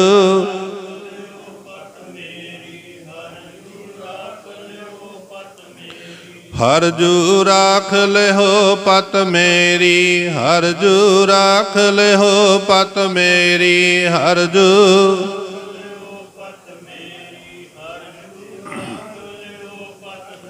ਲਾਜ ਪਤ ਰੱਖਣ ਵਾਲੇ ਗੁਰੂ ਅਰਜਨ ਦੇਵ ਜੀ ਨੇ ਫਿਰ ਕਲਾ ਵਰਤਾਈ। ਜਿੱਦਾਂ ਕਲਗੀਧਰ ਪਾਤਸ਼ਾਹ ਜੀ ਕਹਿੰਦੇ ਨੇ, ਦੁਕਾਲੰ ਪ੍ਰਣਾਸੀ ਦਇਆਲੰ ਸਰੂਪੇ ਸਦਾ ਅੰਗ ਸੰਗੇ ਅਭੰਗੰ ਬਿਬੂਤੇ, ਹਰ ਵੇਲੇ ਤੇਰੇ ਨਾਲ ਆ। ਮਹਾਰਾਜ ਕਹਿੰਦੇ ਨੇ ਕਿਤੇ ਵੀ ਖਲੋ ਕੇ ਅਰਦਾਸ ਕਰੀ, ਜ਼ਾਹਰ ਜ਼ਹੂਰ ਹੈ ਕਿ ਹਾਜ਼ਰ ਹਜ਼ੂਰ ਹੈ, ਹਮੇਸ਼ੁਲ ਸਲਾਮ ਹੈ ਸਮਸਤੁਲ ਕਲਾਮ ਹੈ। ਮਹਾਰਾਜ ਕਹਿੰਦੇ ਹਰ ਵੇਲੇ ਤੇਰੇ ਨਾਲ ਆ, ਤੂੰ ਭਾਵੇਂ ਸਮੁੰਦਰੋਂ ਪਾਰ ਖਲੋ ਕੇ ਅਰਦਾਸ ਕਰ। ਕਲਾ ਵਰਤ ਗਈ, ਸਿੱਖ ਜੁੜਿਆ ਹੋਇਆ, ਸਾਰਿਆਂ ਦੀਆਂ ਕਿਰਪਾਨਾਂ ਚੈੱਕ ਹੋ ਗਈਆਂ। ਸਿੱਖ ਨੂੰ ਆਖਿਆ, ਭਾਈ ਸਾਹਿਬ ਤੁਸੀਂ ਵੀ ਕਿਰਪਾਨ ਕੱਢੋ। ਉਹਨੇ ਫਿਰ ਗੁਰੂ ਕੇ ਭਰੋਸੇ, ਦੀਨ ਦਿਆਲ ਭਰੋਸੇ ਤੇਰੇ ਸਭ ਪਰਿਵਾਰ ਚੜਾਇਆ ਬੇੜੇ। ਗੁਰੂ ਕੇ ਭਰੋਸੇ ਤੇ ਉਹਨੇ ਫਿਰ ਮਿਆਨ ਦੇ ਵਿੱਚੋਂ ਮੁੱਠ ਖਿੱਚੀ ਤੇ ਉਹਦੇ ਮਨ ਵਿੱਚ ਵੀ ਲੱਕੜ ਦੀ ਪਾਈ ਆ, ਹੁਣ ਜੋ ਗੁਰੂ ਅਰਜਨ ਦੇਵ ਜੀ ਕਰਨਗੇ। ਤੇ ਮਹਾਰਾਜ ਨੇ ਪਤਾ ਨਹੀਂ ਲੱਗਣ ਦਿੱਤਾ ਕਿਹੜੇ ਵੇਲੇ ਉਹਦਾ ਪਰਦਾ ਢੱਕ ਲਿਆ। ਜਦੋਂ ਉਹਨੇ ਕਿਰਪਾਨ ਕੱਢੀ, ਸਾਰਿਆਂ ਨੇ ਭਾਵੇਂ ਰੇਤੀ ਲਾਈ ਸੀ, ਸਾਣ ਤੇ ਲਾਈ ਸੀ, ਲੱਸੀ ਨਾਲ ਮਾਂਜ ਕੇ ਲਿਆਏ ਕਿਰਪਾਨਾਂ ਰੇਤ ਨਾਲ, ਪਰ ਜਿਹੜੀ ਕਿਰਪਾਨ ਗੁਰੂ ਕੇ ਸਿੱਖ ਦੇ ਮਿਆਨ ਵਿੱਚੋਂ ਨਿਕਲੀ ਉਹ ਏਦਾਂ ਲਿਸ਼ਕਦੀ ਨਿਕਲੀ ਜਿੱਦਾਂ ਬੱਦਲ ਦੇ ਵਿੱਚੋਂ ਬਿਜਲੀ ਲਿਸ਼ਕਦੀ ਨਿਕਲੀ। ਲੱਕੜ ਦੀ ਕਿਰਪਾਨ ਲੋਹੇ ਦੀ ਹੋ ਕੇ ਤੇ ਇੰਨੀ ਉਹਦੀ ਲਿਸ਼ਕੀ ਧਾਰ ਕਿਸੇ ਕੋਲ ਉਹਦੇ ਉੱਤੇ ਨਜ਼ਰ ਨਾ ਟਿਕੇ। ਤੇ ਸਿੱਖ ਨੇ ਆਖਿਆ, ਓਏ ਕਿਹੜਾ ਬੰਦਾ ਚੁਗਲੀ ਕਰਦਾ ਸੀ? ਆ ਗੁਰੂ ਕੇ ਸਿੱਖ ਦੇ ਉੱਤੇ ਚੁਗਲੀ ਕੀਤੀ ਸੀ, ਤੁਹਾਡੇ ਸਾਰਿਆਂ ਨਾਲੋਂ ਕਿਰਪਾਨ ਇਹਦੀ ਜ਼ਿਆਦਾ ਜ਼ਬਰਦਸਤ ਆ। ਸਾਰੀ ਸਭਾ ਦੇ ਵਿੱਚੋਂ ਗੁਰੂ ਅਰਜਨ ਦੇਵ ਜੀ ਦੇ ਸਿੱਖ ਨੂੰ ਸਰੋਪਾ ਦੇ ਕੇ ਉੱਥੇ ਸਤਿਕਾਰ ਕੀਤਾ ਗਿਆ। ਤੇ ਸਿੱਖ ਦੇ ਅੱਖਾਂ 'ਚ ਪਾਣੀ ਆ ਵੀ ਮਹਾਰਾਜ ਜੀ, ਇਹ ਦੁਨੀਆ ਦੇ ਲੋਕ ਨਹੀਂ ਜਾਣਦੇ ਵੀ ਤੂੰ ਮੇਰੇ ਉੱਤੇ ਕਿਹੜੀ ਪਰਉਪਕਾਰੀ ਕੀਤੀ ਹੈ। ਮੁਸਲਮਾਨਾਂ ਦੇਸ਼ਾਂ ਦੇ ਵਿੱਚ ਇੱਕ ਪਲ ਵਿੱਚ ਗੁਨਾਹਗਾਰ ਦਾ ਸਿਰ ਲਾ ਦਿੰਦੇ, ਉੱਥੇ ਸਜ਼ਾਵਾਂ ਬੜੀਆਂ ਸਖਤੀਆਂ। ਇਹਨਾਂ ਤਾਂ ਮੈਨੂੰ ਵੱਢ ਕੇ ਦੋ ਟੋਟੇ ਕਰ ਦੇਣਾ ਸੀ ਹੁਣੇ, ਇਹਨਾਂ ਨੂੰ ਪਤਾ ਹੀ ਨਹੀਂ ਤੂੰ ਮੇਰਾ ਕਿੱਦਾਂ ਪਰਦਾ ਢੱਕਿਆ। ਮਾਰੇ ਕਹਿੰਦੇ ਨੇ ਗੁਰੂ ਕਰਦਾ ਹੀ ਏਦਾਂ ਵਾ, ਨਿਰਗੁਣ ਰਾਖ ਲਿਆ ਸੰਤਨ ਕਾ ਸਦਕਾ, ਸਤਿਗੁਰ ਢਾਕ ਲਿਆ ਮੋਹੇ ਪਾਪੀ ਪੜਦਾ, ਗੁਨਾਹਗਾਰਾਂ ਦੇ ਵੀ ਪਰਦੇ ਢੱਕਦਾ ਹੈ ਸਤਿਗੁਰ। ਦੂਜਾ ਗੁਣ। ਤੇ ਤੀਜਾ ਗੁਣ, ਕਬਰ ਜਿਵੇਂ ਥੋੜੇ ਦਿਨਾਂ ਬਾਅਦ ਮੁਰਦੇ ਨੂੰ ਆਪਣੀ ਮਿੱਟੀ ਵਿੱਚ ਮਿਲਾ ਕੇ ਗਾਲ ਕੇ ਆਪਣੇ ਵਰਗਾ ਹੀ ਕਰ ਲੈਂਦੀ ਆ ਨਾ, ਇਹ ਗੁਰੂ ਦੇ ਕੰਮ ਆ। ਜਿਹੜਾ ਗੁਰੂ ਕੀ ਦਸੀ ਰਹਿਤ ਰੱਖੇ, ਜਿਹੜਾ ਗੁਰੂ ਦਾ ਨਿਤਨੇਮ ਕਰੇ, ਗੁਰੂ ਕੀ ਮਰਜ਼ਾਦਾ ਦੇ ਵਿੱਚ ਰਵੇ, ਥੋੜੇ ਦਿਨਾਂ ਦੇ ਵਿੱਚ ਮਹਾਰਾਜ ਕਹਿੰਦੇ ਨੇ ਉਹਨੂੰ ਮੈਂ ਆਪਣਾ ਰੂਪ ਹੀ ਕਰ ਲੈਣਾ। ਕਿਵੇਂ ਕੀਤਾ ਸੀ? ਜਿਵੇਂ ਕਰਤਾਰਪੁਰ ਸਾਹਿਬ, ਕਰਤਾਰਪੁਰ ਸਾਹਿਬ ਬੜੇ ਚਿਰ ਦੇ ਸਿੱਖ ਸੰਗਤਾਂ ਆਉਂਦੀਆਂ ਸੀ, ਪਰ ਓਨੀ ਝੋਲੀ ਭਰੀ ਜਿੰਨਾ ਕਿਸੇ ਨੇ ਬਚਨ ਮੰਨਿਆ। ਇੱਕ 27 ਸਾਲ ਦਾ ਗੱਭਰੂ ਆਇਆ ਘੋੜੀ ਤੇ ਚੜ ਕੇ, ਜਿਹੜਾ ਪੁੱਛਦਾ ਸੀ ਨਾਨਕ ਤਪੇ ਦਾ ਘਰ ਕਿਹੜਾ। ਮਹਾਰਾਜ ਜੀ ਲਗਾਮ ਫੜ ਕੇ ਘਰ ਲੈ ਗਏ ਸੀ। ਆ ਤੈਨੂੰ ਦੱਸਾਂ, ਪਹਿਲੇ ਦਿਨ ਗੁਰੂ ਨਾਨਕ ਦਾ ਦਰਸ਼ਨ ਕੀਤਾ ਤੇ ਗੁਰੂ ਨਾਨਕ ਦਾ ਹੀ ਹੋ ਕੇ ਰਹਿ ਗਿਆ। 7 ਸਾਲਾਂ ਦੇ ਵਿੱਚ ਉਹਨੇ ਉਹ ਘਾਲ ਕਮਾਈ ਕੀਤੀ ਜਿਹਨੂੰ ਗੁਰੂ ਗ੍ਰੰਥ ਸਾਹਿਬ ਜੀ ਵਿੱਚ ਲਿਖਿਆ ਹੋਇਆ, ਸਿੱਖਾਂ ਪੁੱਤਰਾਂ ਘੋਖ ਕੈ ਸਭ ਉਮਤ ਵੇਖੋ ਜਿਕਿਓਨ, ਜਾਂ ਸੁਦੋਸ ਤਾਂ ਲੈਣਾ ਟਿਕਿਓਨ। ਬੜੇ ਸੀ ਉੱਥੇ ਪਰ ਲੈਣੇ ਵਰਗਾ ਕੋਈ ਨਹੀਂ ਸੀ। ਮਹਾਰਾਜ ਘੁੱਟ ਕੇ ਗੱਲ ਨੂੰ ਲਾ ਕੇ ਆਖਿਆ, ਲੈਣਿਆ मैं थां ਲੱਭਦਾ ਫਿਰਦਾ ਸੀ ਵੀ ਕਿਹਦੇ ਸਰੀਰ ਵਿੱਚ ਨਿਵਾਸ ਕਰਾਂ। ਹੁਣ ਮੈਨੂੰ ਥਾਂ ਲੱਭ ਗਿਆ। ਬਾਬਾ ਜੀ ਦਾ ਇਸ਼ਨਾਨ ਕਰਾਓ ਤੇ ਗੁਰੂ ਨਾਨਕ ਉਹਨੂੰ ਆਪਣੇ ਵਰਗਾ ਬਣਾਉਣ ਲੱਗੇ ਆ। ਜਿਸ ਥੜੇ ਤੇ ਧਰਮਸ਼ਾਲਾ ਵਿੱਚ ਮਹਾਰਾਜ ਜੀ ਬਹਿੰਦੇ ਸੀ ਨਾ, ਉਸ ਥੜੇ ਤੇ ਉਦਣ ਫਿਰ ਭਾਈ ਲਹਿਣੇ ਨੂੰ ਬਿਠਾਇਆ। ਸੇਵਾ ਵੇਖ ਕੇ 5 ਪੈਸੇ ਨਾਰੀਅਲ ਬਾਬਾ ਬੁੱਢਾ ਸਾਹਿਬ ਜੀ ਦੇ ਕੋਲੋਂ ਮੰਗਵਾਏ ਤੇ ਪ੍ਰਕਰਮਾ ਕਰਨ ਨੂੰ ਥਾਂ ਹੁੰਦਾ ਸੀ। ਉੱਥੇ ਭਾਈ ਸੰਤੋਖ ਸਿੰਘ ਜੀ ਕਹਿੰਦੇ ਨੇ ਕਿ ਪੈਸੇ 5 ਨਾਰੀਅਲ ਏਕ, ਲੈ ਬੁੱਢੇ ਤੇ ਜਲਦ ਵਿਵੇਕ। ਉਸ ਗਿਆਨ ਦੇ ਸਾਗਰ ਗੁਰੂ ਨਾਨਕ ਦੇਵ ਜੀ ਨੇ 5 ਪੈਸੇ ਤੇ ਇੱਕ ਨਾਰੀਅਲ ਆਪਣੇ ਹੱਥ ਵਿੱਚ ਫੜ ਲਏ। ਭਾਈ ਲਹਿਣੇ ਨੂੰ ਉੱਚੇ ਥਾਂ ਬਿਠਾਇਆ, ਇਸ਼ਨਾਨ ਕਰਵਾ ਕੇ ਬਾਬਾ ਜੀ ਨੂੰ ਆਖਿਆ ਇਹਦੇ ਸਿਰ ਤੇ ਪੱਗ ਬੰਨੋ ਗੁਰਿਆਈ ਦੀ। ਇੱਕ ਪੱਗ ਪਹਿਲੋਂ ਬੱਧੀ, ਉਹਦੇ ਤੇ ਦੂਜੀ ਪੱਗ ਬਾਬਾ ਬੁੱਢਾ ਸਾਹਿਬ ਨੇ ਬੰਨ੍ਹ ਦਿੱਤੀ। ਤੇ ਗੁਰੂ ਨਾਨਕ ਸਾਹਿਬ ਨੇ ਕੀ ਕੀਤਾ, ਉਹ ਖੜੇ ਹੋ ਕੇ ਬਾਬਾ ਬੁੱਢਾ ਸਾਹਿਬ ਕੋਲੋਂ ਨਾਰੀਅਲ ਤੇ 5 ਪੈਸੇ ਆਪਣੇ ਹੱਥ ਵਿੱਚ ਫੜ ਲਏ। ਫਿਰ ਖੜੇ ਹੋਤ ਪਰਕਰਮਾ ਕੀਨੀ, ਗੁਰੂ ਘਰ ਕੀ ਜੋ ਰੀਤ ਸੋ ਕੀਨੀ। ਗੁਰੂ ਨਾਨਕ ਦੇਵ ਜੀ ਨੇ 3 ਪਰਕਰਮਾ ਭਾਈ ਲਹਿਣੇ ਦੀਆਂ ਕੀਤੀਆਂ।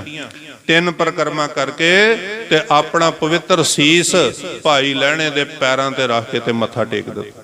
ਜਦੋਂ ਭਾਈ ਲਹਿਣੇ ਦੇ ਪੈਰਾਂ ਤੇ ਰੱਖ ਕੇ ਮੱਥਾ ਟੇਕਿਆ ਤੇ ਉਹ ਫਿਰ ਕੀ ਹੋਇਆ, ਜੋ ਭਾਈ ਗੁਰਦਾਸ ਜੀ ਕਹਿੰਦੇ ਨੇ ਕਿ ਦੀਵੇ ਤੇ ਜੋ ਦੀਵਾ ਬਲਿਆ, ਜਿਵੇਂ ਇੱਕ ਪਹਿਲੋ ਦੀਵਾ ਬਲਦਾ ਸੀ, ਉਹਨੇ ਬੁਝੇ ਹੋਏ ਦੀਵੇ ਦੇ ਲਾਗੇ ਹੋ ਕੇ ਉਹਨੂੰ ਵੀ ਜਗਾ ਦਿੱਤਾ। ਉਧਰ ਵੀ ਚਾਨਣ ਤੇ ਉਧਰ ਵੀ ਚਾਨਣ। ਤੇ ਗੁਰੂ ਨਾਨਕ ਦੇਵ ਜੀ ਨੇ ਆਖਿਆ ਇਹ ਹੁਣ ਮੇਰਾ ਹੀ ਰੂਪ ਜੇ, ਜਿਨ ਜਿਨ ਮੇਰੀਆਂ ਖੁਸ਼ੀਆਂ ਲੈਣੀਆਂ ਭਾਈ ਲਹਿਣੇ ਦੇ ਚਰਨਾਂ ਤੇ ਮੱਥਾ ਟੇਕੋ।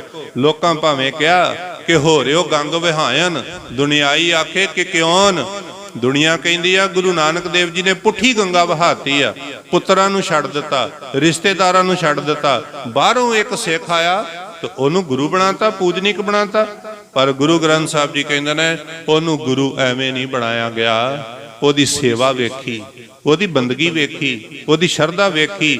ਸਾਰੀ ਸੰਗਤ ਨੂੰ ਪਰਖਿਆ ਤੇ ਸਾਰੀ ਸੰਗਤ ਵਿੱਚੋਂ ਇੱਕੋ ਹੀ ਸਿਰੇ ਚੜਿਆ।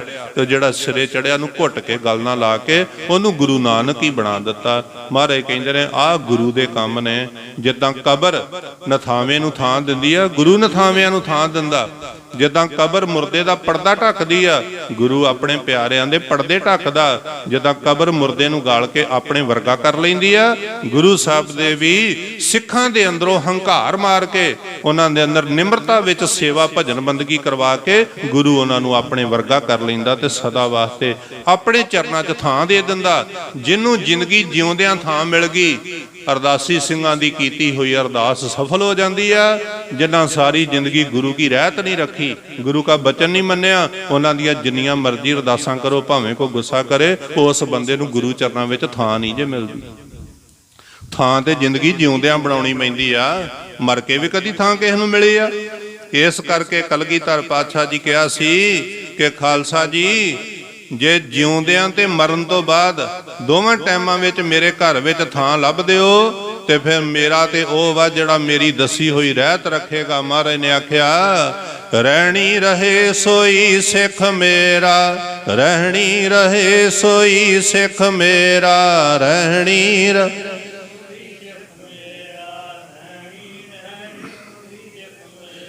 ओ साहिब मैं उसका चेहरा, ओ साहिब मैं उसका चेहरा।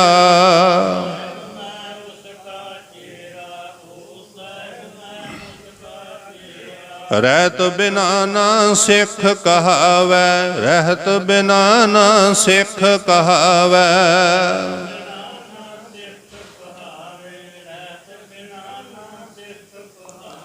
रहत बिना दर चोटां खावै, रहत बिना दर चोटां खावै।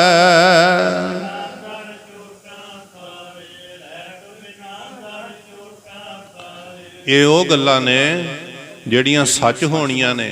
ਸਮਾਂ ਆਉਣਾ ਵਾ ਕਿਉਂਕਿ ਆ ਜਿਹੜਾ ਮਾਤਾ ਜੀ ਤੇ ਸਮਾਂ ਆਇਆ ਨਾ, ਇਹ ਸਾਡੇ ਸਾਰਿਆਂ ਤੇ ਆਉਣਾ ਵਾ ਤੇ ਸਾਡੇ ਸਾਰਿਆਂ ਦੇ ਘਰਦਿਆਂ ਨੇ ਇਹਨਾਂ ਗੁਰੂ ਕੇ ਵਜ਼ੀਰਾਂ ਨੂੰ ਕਹਿਣਾ ਵੀ ਕਰੋ ਅਰਦਾਸ, ਸਾਡਾ ਜੀ ਚਲਿਆ ਗਿਆ, ਉਹਦੀ ਆਤਮਾ ਨੂੰ ਸ਼ਾਂਤੀ ਮਿਲੇ।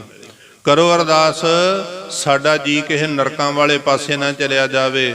ਇੱਕੋ ਬਚਨ ਕਹਿ ਕੇ ਮੈਂ ਫਤਿਹ ਬੁਲਾ ਦਿੰਦਾ। ਗੁਰੂ ਰਾਮਦਾਸ ਜੀ ਕਹਿੰਦੇ ਨੇ ਆਪਣੀ ਜ਼ਿੰਦਗੀ ਵਿੱਚ ਕਿਸੇ ਨੇ ਜਿੰਨੇ ਮਰਜ਼ੀ ਗਲਤੀਆਂ ਗੁਨਾਹ ਕੀਤੇ ਹੋਣ, ਉਹ ਗਲਤੀਆਂ ਗੁਨਾਹਾਂ ਤੇ ਪਾਪਾਂ ਦੀ ਪੰਡ ਲੈ ਕੇ ਤੇ ਗੁਰੂ ਕੋਲ ਆ ਜਾਓ। ਕਦੀ ਨਾ ਡਰਿਓ ਵੀ ਅਸੀਂ ਪਹਿਲੋਂ ਇੰਨੀਆਂ ਗਲਤੀਆਂ ਕਰ ਛੜੀਆਂ, ਪਤਾ ਨਹੀਂ ਬਖਸ਼ੇ ਜਾਣਾ ਕਿ ਨਹੀਂ। ਮਾਰੇ ਕਹਿੰਦੇ ਨੇ ਗੁਰੂ ਕੋਲ ਆ ਜਾਓ। ਗੁਰੂ ਕੀ ਕਰੇਗਾ? ਜਿਉਂ ਮੀਂਹ ਉੱਠੈ ਗਲੀਆਂ ਨਾਲੀਆਂ ਟੋਬਿਆਂ ਕਾ ਜਲ ਜਾਏ ਪਵੇ ਵਿੱਚ ਸੁਰਸਰੀ, ਸੁਰਸਰੀ ਮਿਲਤ ਪਾਵਨ ਪਵਿੱਤਰ ਹੋਏ ਜਾਵੇ। ਮਾਰੇ ਕਹਿੰਦੇ ਨੇ ਆ ਗਲੀਆਂ ਦੇ ਨਾਲ ਨਾਲ ਨਾਲੀਆਂ ਚੱਲਦੀਆਂ ਨਾ ਪਿੰਡਾਂ ਦੇ ਵਿੱਚ, ਇਹਨਾਂ ਨਾਲੀਆਂ ਦੇ ਵਿੱਚ ਗੰਦ ਮੰਦ ਰੁੜ ਕੇ ਜਾਂਦਾ, ਗੰਦਾ ਪਾਣੀ, ਬੋ ਆਉਂਦੀ ਕੋ ਲਾਗੇ ਨਹੀਂ ਲੈ ਕੇ ਰਾਜੀ ਹੋਵੇ। ਇਹ ਗੰਦਾ ਪਾਣੀ ਮਾਰੇ ਕਹਿੰਦੇ ਪਿੰਡ ਦੇ ਛੱਪੜ ਵਿੱਚ ਪੈ ਜਾਂਦਾ। ਜਦੋਂ ਮੀਂਹ ਪੈਂਦਾ ਤੇ ਪਿੰਡ ਦੇ ਛੱਪੜ ਭਰ ਕੇ ਤੇ ਉਛਲਦੇ ਆ, ਉਹ ਪੈ ਜਾਂਦੇ ਨਖਾਸੂਆਂ 'ਚ ਜਾ ਕੇ। ਉਹ ਨਖਾਸੂ ਵੱਡੀ ਕਿਸੇ ਡਰੇਨ 'ਚ ਪੈ ਜਾਂਦਾ ਜਾ ਕੇ। ਉਹ ਡਰੇਨ ਮੁੜ ਕੇ ਮਾਰੇ ਕਹਿੰਦੇ ਜਦੋਂ ਬਹੁਤਾ ਪਾਣੀ ਹੜ੍ਹ ਵਾਂਗੂ ਬਣ ਜਾਂਦਾ ਨਾ, ਜ਼ਿਆਦਾ ਪਾਣੀ ਹੁੰਦਾ ਨਾਲੀਆਂ ਦਾ ਹੀ ਆ, ਛੱਪੜਾਂ ਦਾ ਗੰਦਾ ਪਾਣੀ ਹੁੰਦਾ, ਉਹ ਪੈ ਜਾਂਦਾ ਗੰਗਾ ਨਦੀ ਵਿੱਚ ਜਾ ਕੇ। ਤੇ ਮਾਰੇ ਕਹਿੰਦੇ ਨਾਲੀਆਂ ਦਾ ਗੰਦ ਮੰਦ ਰੁੜ ਕੇ ਜਦੋਂ ਗੰਗਾ 'ਚ ਗਿਆ ਤੇ ਕਿਸੇ ਨੇ ਨਹੀਂ ਆਖਿਆ ਵੀ ਗੰਦੀ ਹੋ ਗਈ ਆ, ਮੈਲੀ ਹੋ ਗਈ ਆ, ਸਗੋਂ ਉਸ ਨਦੀ ਵਿੱਚ ਇੰਨੀ ਤਾਕਤ ਆ, ਨਾਲੀਆਂ ਦੇ ਗੰਦ ਮੰਦ ਨੂੰ ਵੀ ਉਹਨੇ ਆਪਣੇ ਵਰਗਾ ਪਵਿੱਤਰ ਕਰ ਲਿਆ। ਲੋਕੀ ਗੰਗਾ ਨੂੰ ਨਮਸਕਾਰ ਕਰਦੇ ਆ, ਭਾਵੇਂ ਨਾਲੀਆਂ ਦਾ ਗੰਦ ਮੰਦ ਉਹਦੇ ਵਿੱਚ ਪੈਂਦਾ ਵਾ। ਮਾਰੇ ਕਹਿੰਦੇ ਆ ਜਿਉਂ ਗਲੀਆਂ ਨਾਲੀਆਂ ਟੋਬਿਆਂ ਕਾ ਜਲ ਜਾਏ ਪਵੇ ਵਿੱਚ ਸੁਰਸਰੀ, ਸੁਰਸਰੀ ਮਿਲਤ ਪਾਵਨ ਪਵਿੱਤਰ ਹੋਏ ਜਾਵੇ।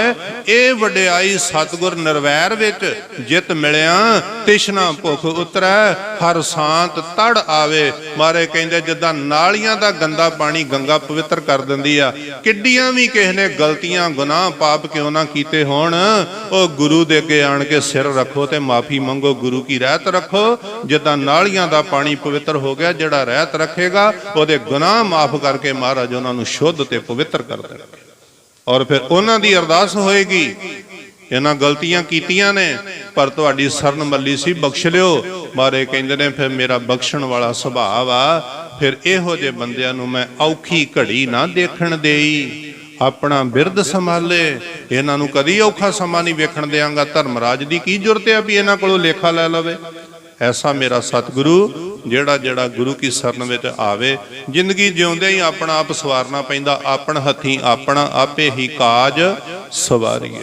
ਇਸ ਕਰਕੇ ਮਾਤਾ ਗੁਰਮੀਤ ਕੌਰ ਜੀ ਆਪਣਾ ਸਮਾਂ ਬਤੀਤ ਕਰਕੇ ਚਲੇ ਗਏ ਨੇ। ਮਹਾਰਾਜ ਕਿਰਪਾ ਕਰਨ, ਇਸ ਪਰਿਵਾਰ ਤੇ ਬੜੀ ਕਿਰਪਾ ਹੈ ਗੁਰੂ ਸਾਹਿਬ ਦੀ। ਰੋਜ਼ ਸਰਦਾਰ ਗੁਰਵੇਲ ਸਿੰਘ ਜਿਹੜੇ ਕਿਰਤ ਕਰਦੇ ਨੇ, ਨਾਲ ਗੁਰੂ ਅਰਜਨ ਦੇਵ ਜੀ ਦੇ ਦਰ ਤੇ ਨਤਮਸਤਕ ਹੁੰਦੇ ਨੇ। ਰੋਜ਼ ਉੱਥੇ ਘੜੀ ਬਹਿ ਕੇ ਜਪ ਕਰਕੇ, ਕੋਈ ਬਾਣੀ ਪੜ੍ਹ ਕੇ, ਸੰਗਤ ਕਰਕੇ, ਨਾਲੇ ਕਿਰਤਕਾਰ ਆਉਂਦੇ ਆ, ਦੁੱਧ ਲੈ ਕੇ ਜਾਂਦੇ ਆ, ਤੇ ਨਾਲੇ ਗੁਰੂ ਅਰਜਨ ਦੇਵ ਜੀ ਦੇ ਘਰੋਂ ਝੋਲੀ ਭਰ ਕੇ ਆਉਂਦੇ ਆ। ਸਾਰਾ ਪਰਿਵਾਰ ਮਹਾਰਾਜ ਦੇ ਚਰਨਾਂ ਨਾਲ ਜੁੜਿਆ ਹੋਇਆ। ਸਤਿਗੁਰੂ ਕਿਰਪਾ ਕਰੇ, ਮਾਤਾ ਜੀ ਨੂੰ ਆਪਣੇ ਚਰਨਾਂ ਵਿੱਚ ਨਿਵਾਸ ਤੇ ਪਰਿਵਾਰ ਦੇ ਸਿਰ ਤੇ ਮਿਹਰ ਭਰਿਆ ਹੱਥ ਰੱਖੇ। ਜਿੰਨੀ ਸੰਗਤ ਆਈ ਸਭ ਦਾ ਧੰਨਵਾਦ। ਸਭ ਨੂੰ ਮਹਾਰਾਜ ਗੁਰਸਿੱਖੀ ਜੀਵਨ ਬਖਸ਼ੇ। ਹੁਣ ਬਸ ਥੋੜੇ ਜਿਹੇ 5-7 ਮਿੰਟ ਇਸੇ ਤਰ੍ਹਾਂ ਬੈਠਿਓ, ਜ਼ਿਆਦਾ ਸਮਾਂ ਨਹੀਂ, ਥੋੜੇ ਮਿੰਟ ਹੀ, ਕਿਉਂਕਿ ਗੁਰਦੁਆਰਾ ਬੁਰ ਸਾਹਿਬ ਜੀ ਤੋਂ ਗ੍ਰੰਥੀ ਸਾਹਿਬ ਭਾਈ ਗੁਰਦੇਵ ਸਿੰਘ ਜੀ, ਜਿਨ੍ਹਾਂ ਦਾ ਇਸ ਪਰਿਵਾਰ ਨਾਲ ਬੜਾ ਪਿਆਰ ਆ, ਉਹਨਾਂ ਥੋੜੇ ਜਿਹੇ ਮਿੰਟ ਹਾਜ਼ਰੀ ਭਰਨੀ ਆ। ਉਹਨਾਂ ਦੇ ਬਚਨ ਸਰਵਣ ਕਰੋ ਤੇ ਫਿਰ ਫਤਿਹ ਬੁਲਾਈ ਜਾਵੇਗੀ ਜੀ। ਵਾਹਿਗੁਰੂ ਜੀ ਕਾ ਖਾਲਸਾ, ਵਾਹਿਗੁਰੂ ਜੀ ਕੀ ਫਤਿਹ। ਸੋਦਨ ਜਾਹਿਨ ਕਰਨਾ ਕੋਚ ਰਹਿਨ ਥਿਰ ਨਾਹੀ, ਸੰਗ ਚਲਤ ਹੈ ਹਮ ਪੀ ਚਲਨਾ, ਦੂਰ ਗਗਨ ਸਿਰ ਉਪਰ ਮਰਨਾ। ਕਿਆ ਤੂੰ ਸੋਇਆ ਜਾਗ ਆਂਦਾ, ਤੈ ਜੀਵਨ ਜਗ ਸਚ ਕਰ ਜਾਂਦਾ। ਰਾਣਾ ਰਹੋ ਨਾ ਕੋ ਰਹਿ, ਰੰਗ ਨਾ ਤੁੰਗ ਫਕੀਰ। ਵਾਰੀ ਆਪੋ ਆਪਣੇ, ਕੋਈ ਨਾ ਬੰਦਾ ਤੀਰ। ਜੋ ਪਜੋ ਸੋ ਬਿਨਸ ਹੈ, ਪਰੋ ਆਜ ਕੈ ਕਾਲ। ਨਾਨਕ ਹਰ ਗੁਣ ਗਾਇ ਲੈਨ, ਛਾੜ ਸਗਲ ਜੰਜਾਲ। ਨਾਨਕ ਹਰ ਗੁਣ ਗਾਇ ਲੈਨ, ਛਾੜ ਸਗਲ ਜੰਜਾਲ। ਜੁਗੋ ਜੁਗ ਅਟਲ। ਦਸਾਂ ਪਾਤਸ਼ਾਹਾਂ ਦੀ ਆਤਮਿਕ ਜੋਤ, ਹਾਜ਼ਰਾ ਹਜ਼ੂਰ ਤਖਤ ਚਬਰ ਛਤਰ ਦੇ ਮਾਲਕ, ਬਾਣੀ ਕੇ ਬੋਹਿਤ ਧੰਨ ਧੰਨ ਸਤਿਗੁਰੂ ਸ੍ਰੀ ਗੁਰੂ ਗ੍ਰੰਥ ਸਾਹਿਬ ਜੀ ਦੀ ਪਾਵਨ ਹਜ਼ੂਰੀ ਅੰਦਰ ਬਿਰਾਜਮਾਨ ਗੁਰੂ ਰੂਪ ਗੁਰੂ ਪਿਆਰੀ ਸਾਧ ਸੰਗਤ ਜੀ, ਆਪ ਜੀ ਉਸ ਵਿਛੜੀ ਰੂਹ ਦੇ ਨਿਮਿਤ ਮਾਤਾ ਗੁਰਮੀਤ ਕੌਰ ਜੀ, ਜੋ ਪਰਿਵਾਰ ਨੂੰ ਸਰੀਰਕ ਸਦੀਵੀ ਵਿਛੋੜਾ ਦੇ ਗਏ ਹਨ, ਤਨ ਕਰਕੇ ਸੋਨਾ ਦੀ ਰੂਹ ਆਤਮਾ ਦੀ ਸ਼ਾਂਤੀ ਦੇ ਵਾਸਤੇ ਪਰਿਵਾਰ ਨੇ ਸਤਿਗੁਰੂ ਪਾਤਸ਼ਾਹ ਜੀ ਮਹਾਰਾਜ ਜੀ ਦੇ ਚਰਨ ਕਮਲਾਂ ਦਾ ਓਟ ਆਸਰਾ ਲਿਆ। ਪਰਸੋਂ ਰੋਜ਼ ਤੋਂ ਲੈ ਕਰਕੇ ਸ੍ਰੀ ਅਖੰਡ ਪਾਠ ਸਾਹਿਬ ਆਰੰਭ ਕੀਤੇ ਗਏ ਸਨ। ਸਤਿਗੁਰਾਂ ਦੀ ਅਪਾਰ ਰਹਿਮਤ ਬਖਸ਼ਿਸ਼ ਦੇ ਸਦਕਾ ਭੋਗ ਤੋਂ ਉਪਰੰਤ ਸਤਿਗੁਰੂ ਪਾਤਸ਼ਾਹ ਜੀ ਮਹਾਰਾਜ ਜੀ ਦੇ ਇਲਾਹੀ ਬਾਣੀ ਨੂੰ ਦੇ ਕੀਰਤਨ ਨੂੰ ਆਪ ਜੀ ਨੇ ਸਰਵਣ ਕੀਤਾ। ਗੁਰਦੇਵ ਪਾਤਸ਼ਾਹ ਜੀ ਬਖਸ਼ਿਸ਼ ਕਰਦੇ ਹਨ। ਕਲ ਯੁਗ ਮੈਂ ਕੀਰਤਨ ਪ੍ਰਦਾਨਾ, ਗੁਰਮੁਖ ਜਪੀਏ ਲਾਇ ਧਿਆਨਾ। ਆਪ ਤਰੇ ਸਗਲੇ ਕੁਲ ਤਾਰੀ, ਹਰ ਦਰਗੇ ਪਾਤਿ ਸਮਝਾਇਂਦਾ। ਉਪਰੰਤ ਭਾਈ ਜਸਵਿੰਦਰ ਸਿੰਘ ਜੀ ਕਲੇਰ, ਜਿਨ੍ਹਾਂ ਦੇ ਪਾਸੋਂ ਆਪ ਜੀ ਨੇ ਗੁਰਮਤਿ ਵਿਚਾਰਾਂ ਨੂੰ ਸਰਵਣ ਕੀਤਾ।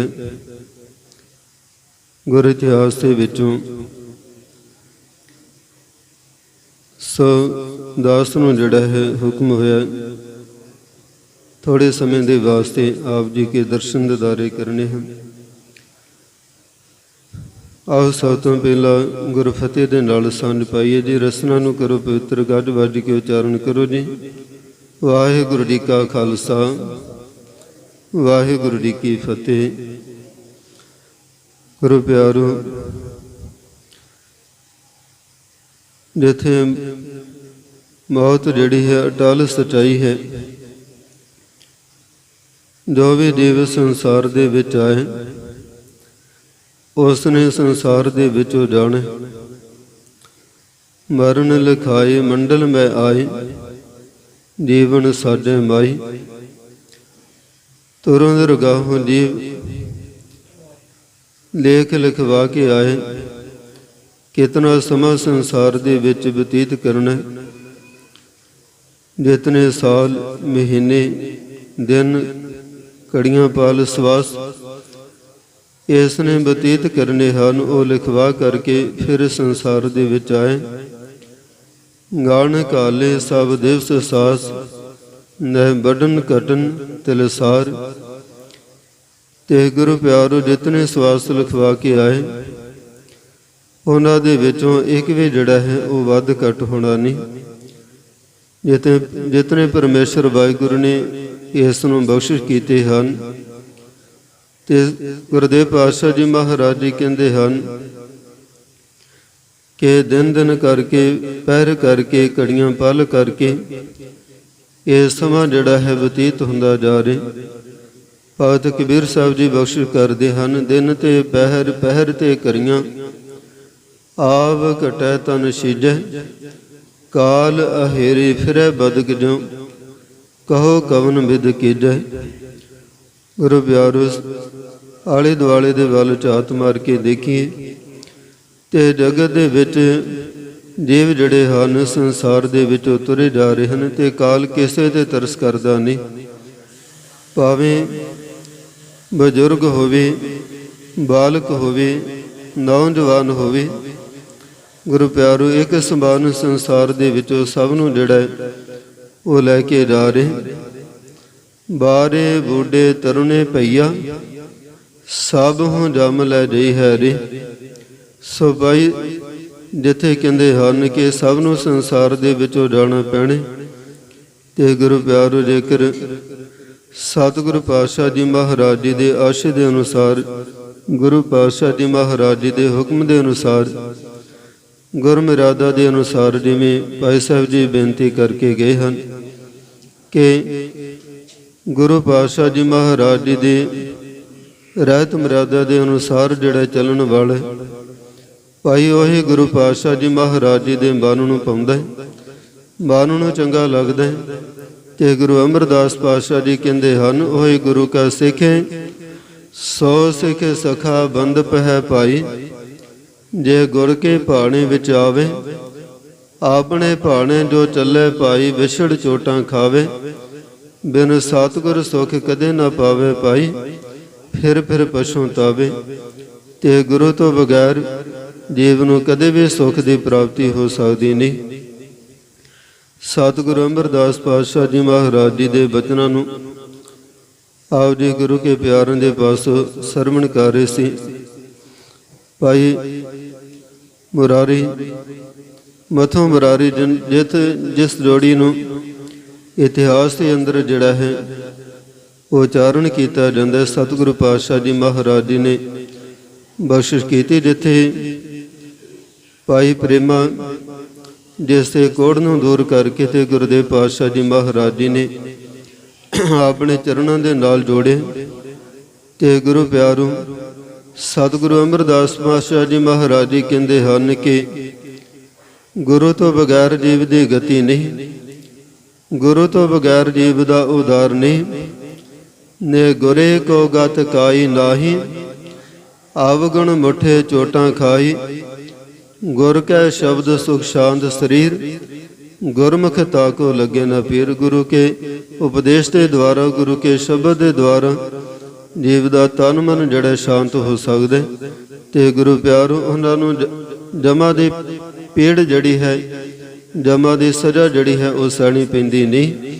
ਤੇ ਗੁਰਦੇਵ ਪਾਤਸ਼ਾਹ ਜੀ ਕਹਿੰਦੇ ਹਨ, ਗੁਰੂ ਤੋਂ ਬਗੈਰ ਭਾਈ ਵੱਡਾ ਦੁੱਖ ਜਿਹੜਾ ਹੈ ਜੀਵ ਨੂੰ ਲੱਗਦਾ। ਚਾਰ ਯੁੱਗ ਪਾ ਕੇ ਸਦਾ ਹੀ ਜੀਵ ਜੁਨਾਂ ਦੇ ਵਿੱਚ ਭਟਕਦਾ ਰਹਿੰਦਾ ਹੈ। ਜੇਕਰ ਗੁਰੂ ਤੋਂ ਬੇਮੁਖ ਹੈ, ਕਦੇ ਵੀ ਇਸ ਜੀਵਨ ਦੇ ਵਿੱਚ ਵੀ ਸੁੱਖ ਦੀ ਪ੍ਰਾਪਤੀ ਹੋ ਸਕਦੀ ਨਹੀਂ। ਤੇ 84 ਦਾ ਗੇੜ ਜਿਹੜਾ ਹੈ ਉਹ ਵੀ ਕਦੇ ਮੁੱਕ ਸਕਦਾ ਨਹੀਂ।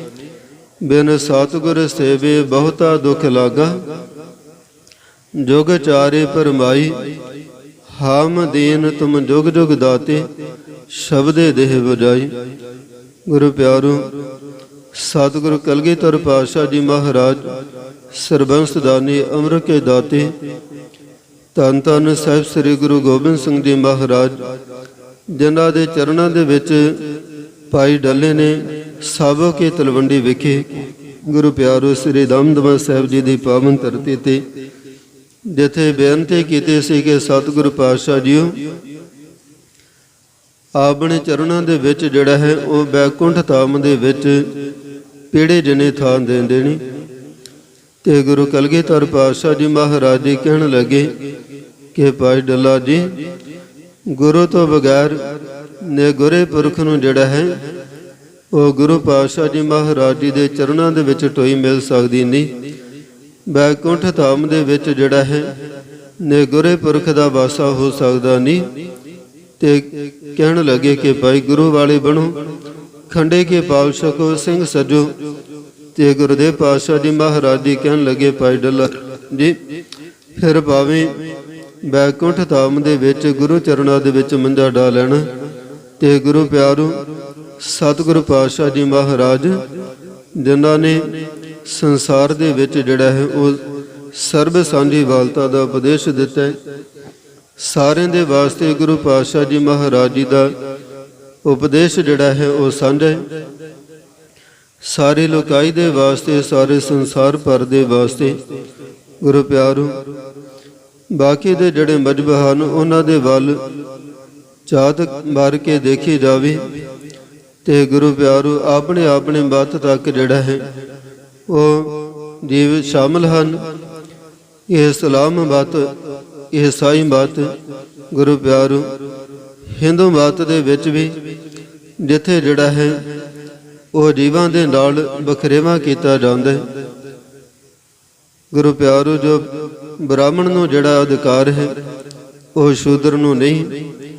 ਤੇ ਸਤਿਗੁਰੂ ਪਾਤਸ਼ਾਹ ਜੀ ਮਹਾਰਾਜ ਜੀ ਨੇ ਜਿੱਥੇ ਭਾਈ ਸ਼ੂਦਰ ਨੂੰ ਵੀ ਆਪਣੇ ਚਰਨਾਂ ਦੇ ਨਾਲ ਜੋੜ ਕਰਕੇ ਤੇ ਉਸ ਦੇ ਅੰਦਰ ਜਿਹੜੇ ਸਾਰੇ ਬ੍ਰਾਹਮਣ ਵਾਲੇ ਗੁਣ ਹਨ ਉਹ ਪੈਦਾ ਕਰ ਦਿੱਤੇ। ਗੁਰਦੇਵ ਪਾਤਸ਼ਾਹ ਜੀ ਮਹਾਰਾਜ ਦੇ ਪਾਵਨ ਚਰਨ ਛੋਹ ਪ੍ਰਾਪਤ ਧਰਤੀ ਸਾਬੋ ਕੇ ਦਿਲਵੰਡੀ ਸ੍ਰੀ ਦਮਦਮਾ ਸਾਹਿਬ ਗੁਰੂ ਪਿਆਰੋ, ਜਿਨ੍ਹਾਂ ਨੂੰ ਅਸੀਂ ਗੁਰੂ ਕੀ ਕਾਂਸ਼ੀ ਵੀ ਕਹਿੰਦੇ ਹਾਂ, ਜਿੱਥੇ ਭਾਈ ਬ੍ਰਾਹਮਣ ਲੋਕ ਕਾਂਸ਼ੀ ਇਲਾਕੇ ਦੇ ਵਿੱਚ ਜਾ ਕਰਕੇ ਤੇ ਗਿਆਨ ਦੀ ਪ੍ਰਾਪਤੀ ਕਰਦੇ ਸਨ। ਵੇਦਾਂ ਸ਼ਾਸਤਰਾਂ ਦਾ, ਸਿਮਰਤੀਆਂ ਦਾ ਗਿਆਨ ਜਿਹੜਾ ਹੈ ਪ੍ਰਾਪਤ ਕਰਦੇ ਸਨ।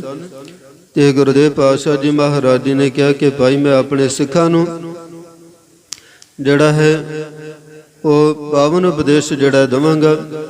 ਤੇ ਕਹਿੰਦੇ ਹਨ ਕਿਧਰੇ ਤੁਹਾਨੂੰ ਕਾਂਸ਼ੀ ਬਨਾਰਸ ਆਦਿ ਇਲਾਕੇ ਦੇ ਵਿੱਚ ਜਾਣ ਦੀ ਲੋੜ ਨਹੀਂ। ਗੁਰਦੇਵ ਪਾਤਸ਼ਾਹ ਜੀ ਮਹਾਰਾਜ ਜੀ ਨੇ ਸਾਡੇ ਇਲਾਕੇ ਦੇ ਵਿੱਚ ਹੀ, ਪੰਜਾਬ ਇਲਾਕੇ ਦੇ ਵਿੱਚ ਹੀ ਗੁਰੂ ਪਿਆਰੂ, ਜਿੱਥੇ ਸਤਿਗੁਰੂ ਪਾਤਸ਼ਾਹ ਜੀ ਮਹਾਰਾਜ ਜੀ ਨੇ ਗੁਰੂ ਕੇ ਨਗਰੀ ਵਸਾ ਕਰਕੇ ਤੇ ਜਿਸ ਨੂੰ ਗੁਰੂ ਕੇ ਕਾਂਸ਼ੀ ਜਿਹੜਾ ਹੈ ਉਹ ਰੁਤਬਾ ਦੇ ਦਿੱਤਾ ਹੈ। ਗੁਰੂ ਪਿਆਰੋ, ਜਿਸ ਇਲਾਕੇ ਦੇ ਵਿੱਚ ਗੁਰੂ ਪਾਤਸ਼ਾਹ ਜੀ ਮਹਾਰਾਜ ਜੀ ਨੇ ਆਪਣਾ ਪਾਵਨ ਉਪਦੇਸ਼ ਜਿਹੜਾ ਹੈ ਉਹ ਦੇਣਾ ਕੀਤਾ ਹੈ।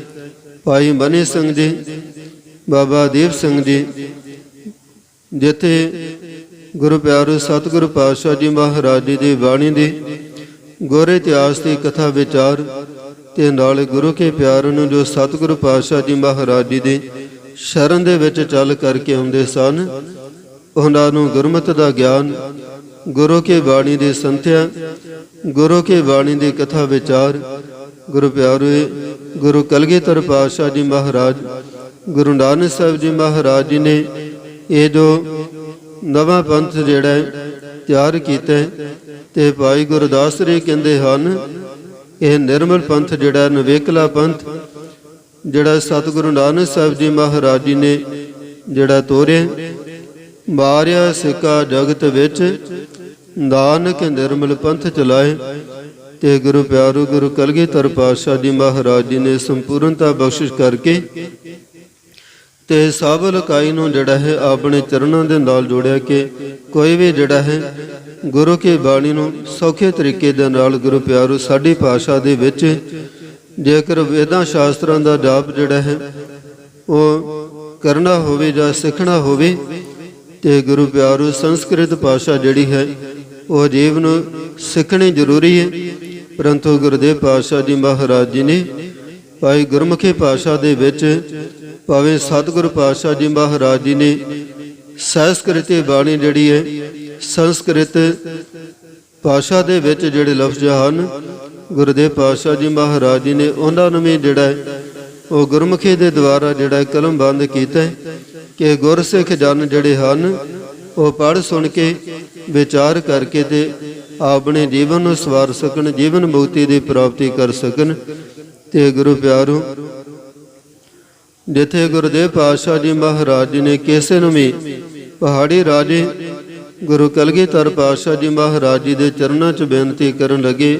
ਭੀਮ ਚੰਦ ਕਹਿਣ ਲੱਗਾ, ਸਤਿਗੁਰੂ ਜੀ ਅਸੀਂ ਖੱਤਰੀ ਘਰਾਣੇ ਦੇ ਨਾਲ ਸੰਬੰਧ ਰੱਖਣ ਵਾਲੇ ਤੇ ਸਾਡੇ ਤੇ ਦਇਆ ਕਿਰਪਾ ਕਰੋ, ਸਾਡੇ ਵਾਸਤੇ ਅੰਮ੍ਰਿਤ ਦਾ ਵੱਖਰਾ ਬਾਟਾ ਜਿਹੜਾ ਤਿਆਰ ਕਰੋ। ਤੇ ਗੁਰੂ ਪਾਤਸ਼ਾਹ ਜੀ ਮਹਾਰਾਜ ਜੀ ਕਹਿਣ ਲੱਗੇ ਇਹ ਕਿਸੇ ਇੱਕ ਜਾਤੀ ਸ਼੍ਰੇਣੀ ਦੇ ਵਾਸਤੇ ਨਹੀਂ ਕਿ ਖੱਤਰੀਆਂ ਦੇ ਵਾਸਤੇ ਜਾਂ ਬ੍ਰਾਹਮਣਾਂ ਦੇ ਵਾਸਤੇ ਵੱਖਰਾ ਜਿਹੜਾ ਅੰਮ੍ਰਿਤ ਦਾ ਬਾਟਾ ਤਿਆਰ ਕੀਤਾ ਜਾਵੇ। ਕਹਿਣ ਲੱਗੇ ਕਿ ਭਾਈ ਇਹ ਸਾਰਿਆਂ ਦੇ ਵਾਸਤੇ ਸਰਬ ਸਾਂਝੀ ਵਾਲਤਾ ਦਾ ਉਪਦੇਸ਼ ਹੈ। ਕੋਈ ਵੀ ਪੜ੍ਹ ਸੁਣ ਕੇ ਤੇ ਦਾਤ ਜਿਹੜੀ ਹੈ ਗੁਰੂ ਪਾਤਸ਼ਾਹ ਜੀ ਮਹਾਰਾਜ ਜੀ ਦੀ ਖੰਡੇ ਕੇ ਪਾਹੁਲ ਲੈ ਕੇ ਗੁਰੂ ਕੇ ਬਾਣੀ ਨੂੰ ਆਪਣੇ ਜੀਵਨ ਦਾ ਆਧਾਰ ਬਣਾ ਕੇ ਤੇ ਆਪਣੇ ਜੀਵਨ ਨੂੰ ਸਫਲਾ ਬਣਾ ਸਕਦਾ ਹੈ।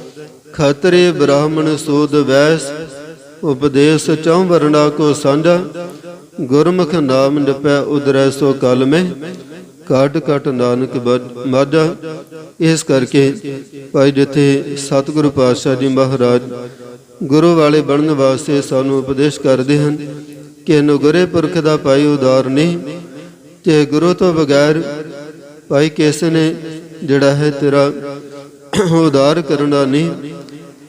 ਨਿਰੰਕਾਰ ਦੀ ਦਰਗਾਹ ਦੇ ਵਿੱਚ ਜਿਹੜਾ ਹੈ ਕਿਸੇ ਨੇ ਟੋਈ ਦੇਣੀ ਨਹੀਂ। ਗੁਰੂ ਤੋਂ ਬਗੈਰ ਤੇਰੀ ਗਤੀ ਨਹੀਂ। ਸਤਿਗੁਰੂ ਬਾਝੋਂ ਗੁਰ ਨਹੀਂ ਕੋਈ, ਨੇ ਗੁਰੇ ਕਾਹੈ ਨਾਮ ਬੁਰਾ। ਗੁਰੂ ਪਿਆਰੂ, ਜਿੱਥੇ ਮਾਤਾ ਜੀ ਪਰਿਵਾਰ ਨੂੰ ਜਿਹੜਾ ਹੈ ਤਨ ਕਰਕੇ ਸਦੀਵੀ ਵਿਛੋੜਾ ਦੇ ਗਏ ਹਨ। ਪਰਿਵਾਰ ਗੁਰੂ ਚਰਨਾਂ ਦੇ ਨਾਲ ਜਿਨ੍ਹਾਂ ਦਾ ਪਿਆਰ ਹੈ, ਸੋ ਗੁਰੂ ਚਰਨਾਂ ਦੇ ਨਾਲ ਜੁੜ ਕਰਕੇ ਤੇ ਸਤਿਗੁਰੂ ਪਾਤਸ਼ਾਹ ਜੀ ਮਹਾਰਾਜ ਜੀ ਦਾ ਸ਼ੁਕਰਾਨਾ ਕਰਦੇ ਹਨ। ਸੋ ਭਾਈ ਸਤਿਗੁਰੂ ਪਾਤਸ਼ਾਹ ਜੀ ਮਹਾਰਾਜ ਜੀ ਕਿਰਪਾ ਕਰਨ, ਮਾਤਾ ਗੁਰਮੀਤ ਕੌਰ ਜੀ ਨੂੰ ਵਿਛੜੀ ਰੂਹ ਨੂੰ ਆਪਣੇ ਚਰਨਾਂ ਦੇ ਵਿੱਚ ਨਿਵਾਸ ਬਖਸ਼ਿਸ਼ ਕਰਨ। ਪਿਛੇ ਪਰਿਵਾਰ ਦੇ ਸਿਰ ਤੇ ਮਿਹਰ ਭਰਿਆ ਹੱਥ ਰੱਖਣ ਜੀ। ਪਰਿਵਾਰ ਨੂੰ ਦਰੋਂ ਕਰੋ ਨਾਮਦਾਨ, ਗੁਰਸਿੱਖੀ ਜੀਵਨ ਦੀ ਦਾਤ ਬਖਸ਼ਿਸ਼ ਕਰਨ। ਪਾੜੇ ਦੇ ਵਿੱਚ ਰਹਿਣ ਦਾ ਬਲ ਬਖਸ਼ਿਸ਼ ਕਰਨ। ਸੋ ਇਤਨੇ ਬੇਨਤੀਆਂ ਪ੍ਰਵਾਨ ਕਰਨੀਆਂ ਜੀ। ਹੋਈਆਂ ਭੁੱਲਾਂ ਚੁੱਕਾਂ ਦੀ ਮਾਫੀ ਬਖਸ਼ਣੀ। ਗੁਰੂ ਅਤੇ ਗੁਰੂ ਕੀ ਸੰਗਤ ਬਖਸ਼ਣ ਜੋਗ ਹੈ, ਬਖਸ਼ ਲੈਣਾ ਜੀ। ਆਓ ਫਤਿਹ ਬੁਲਾਈਏ। ਵਾਹਿਗੁਰੂ ਜੀ ਕਾ ਖਾਲਸਾ, ਵਾਹਿਗੁਰੂ ਜੀ ਕੀ ਫਤਿਹ।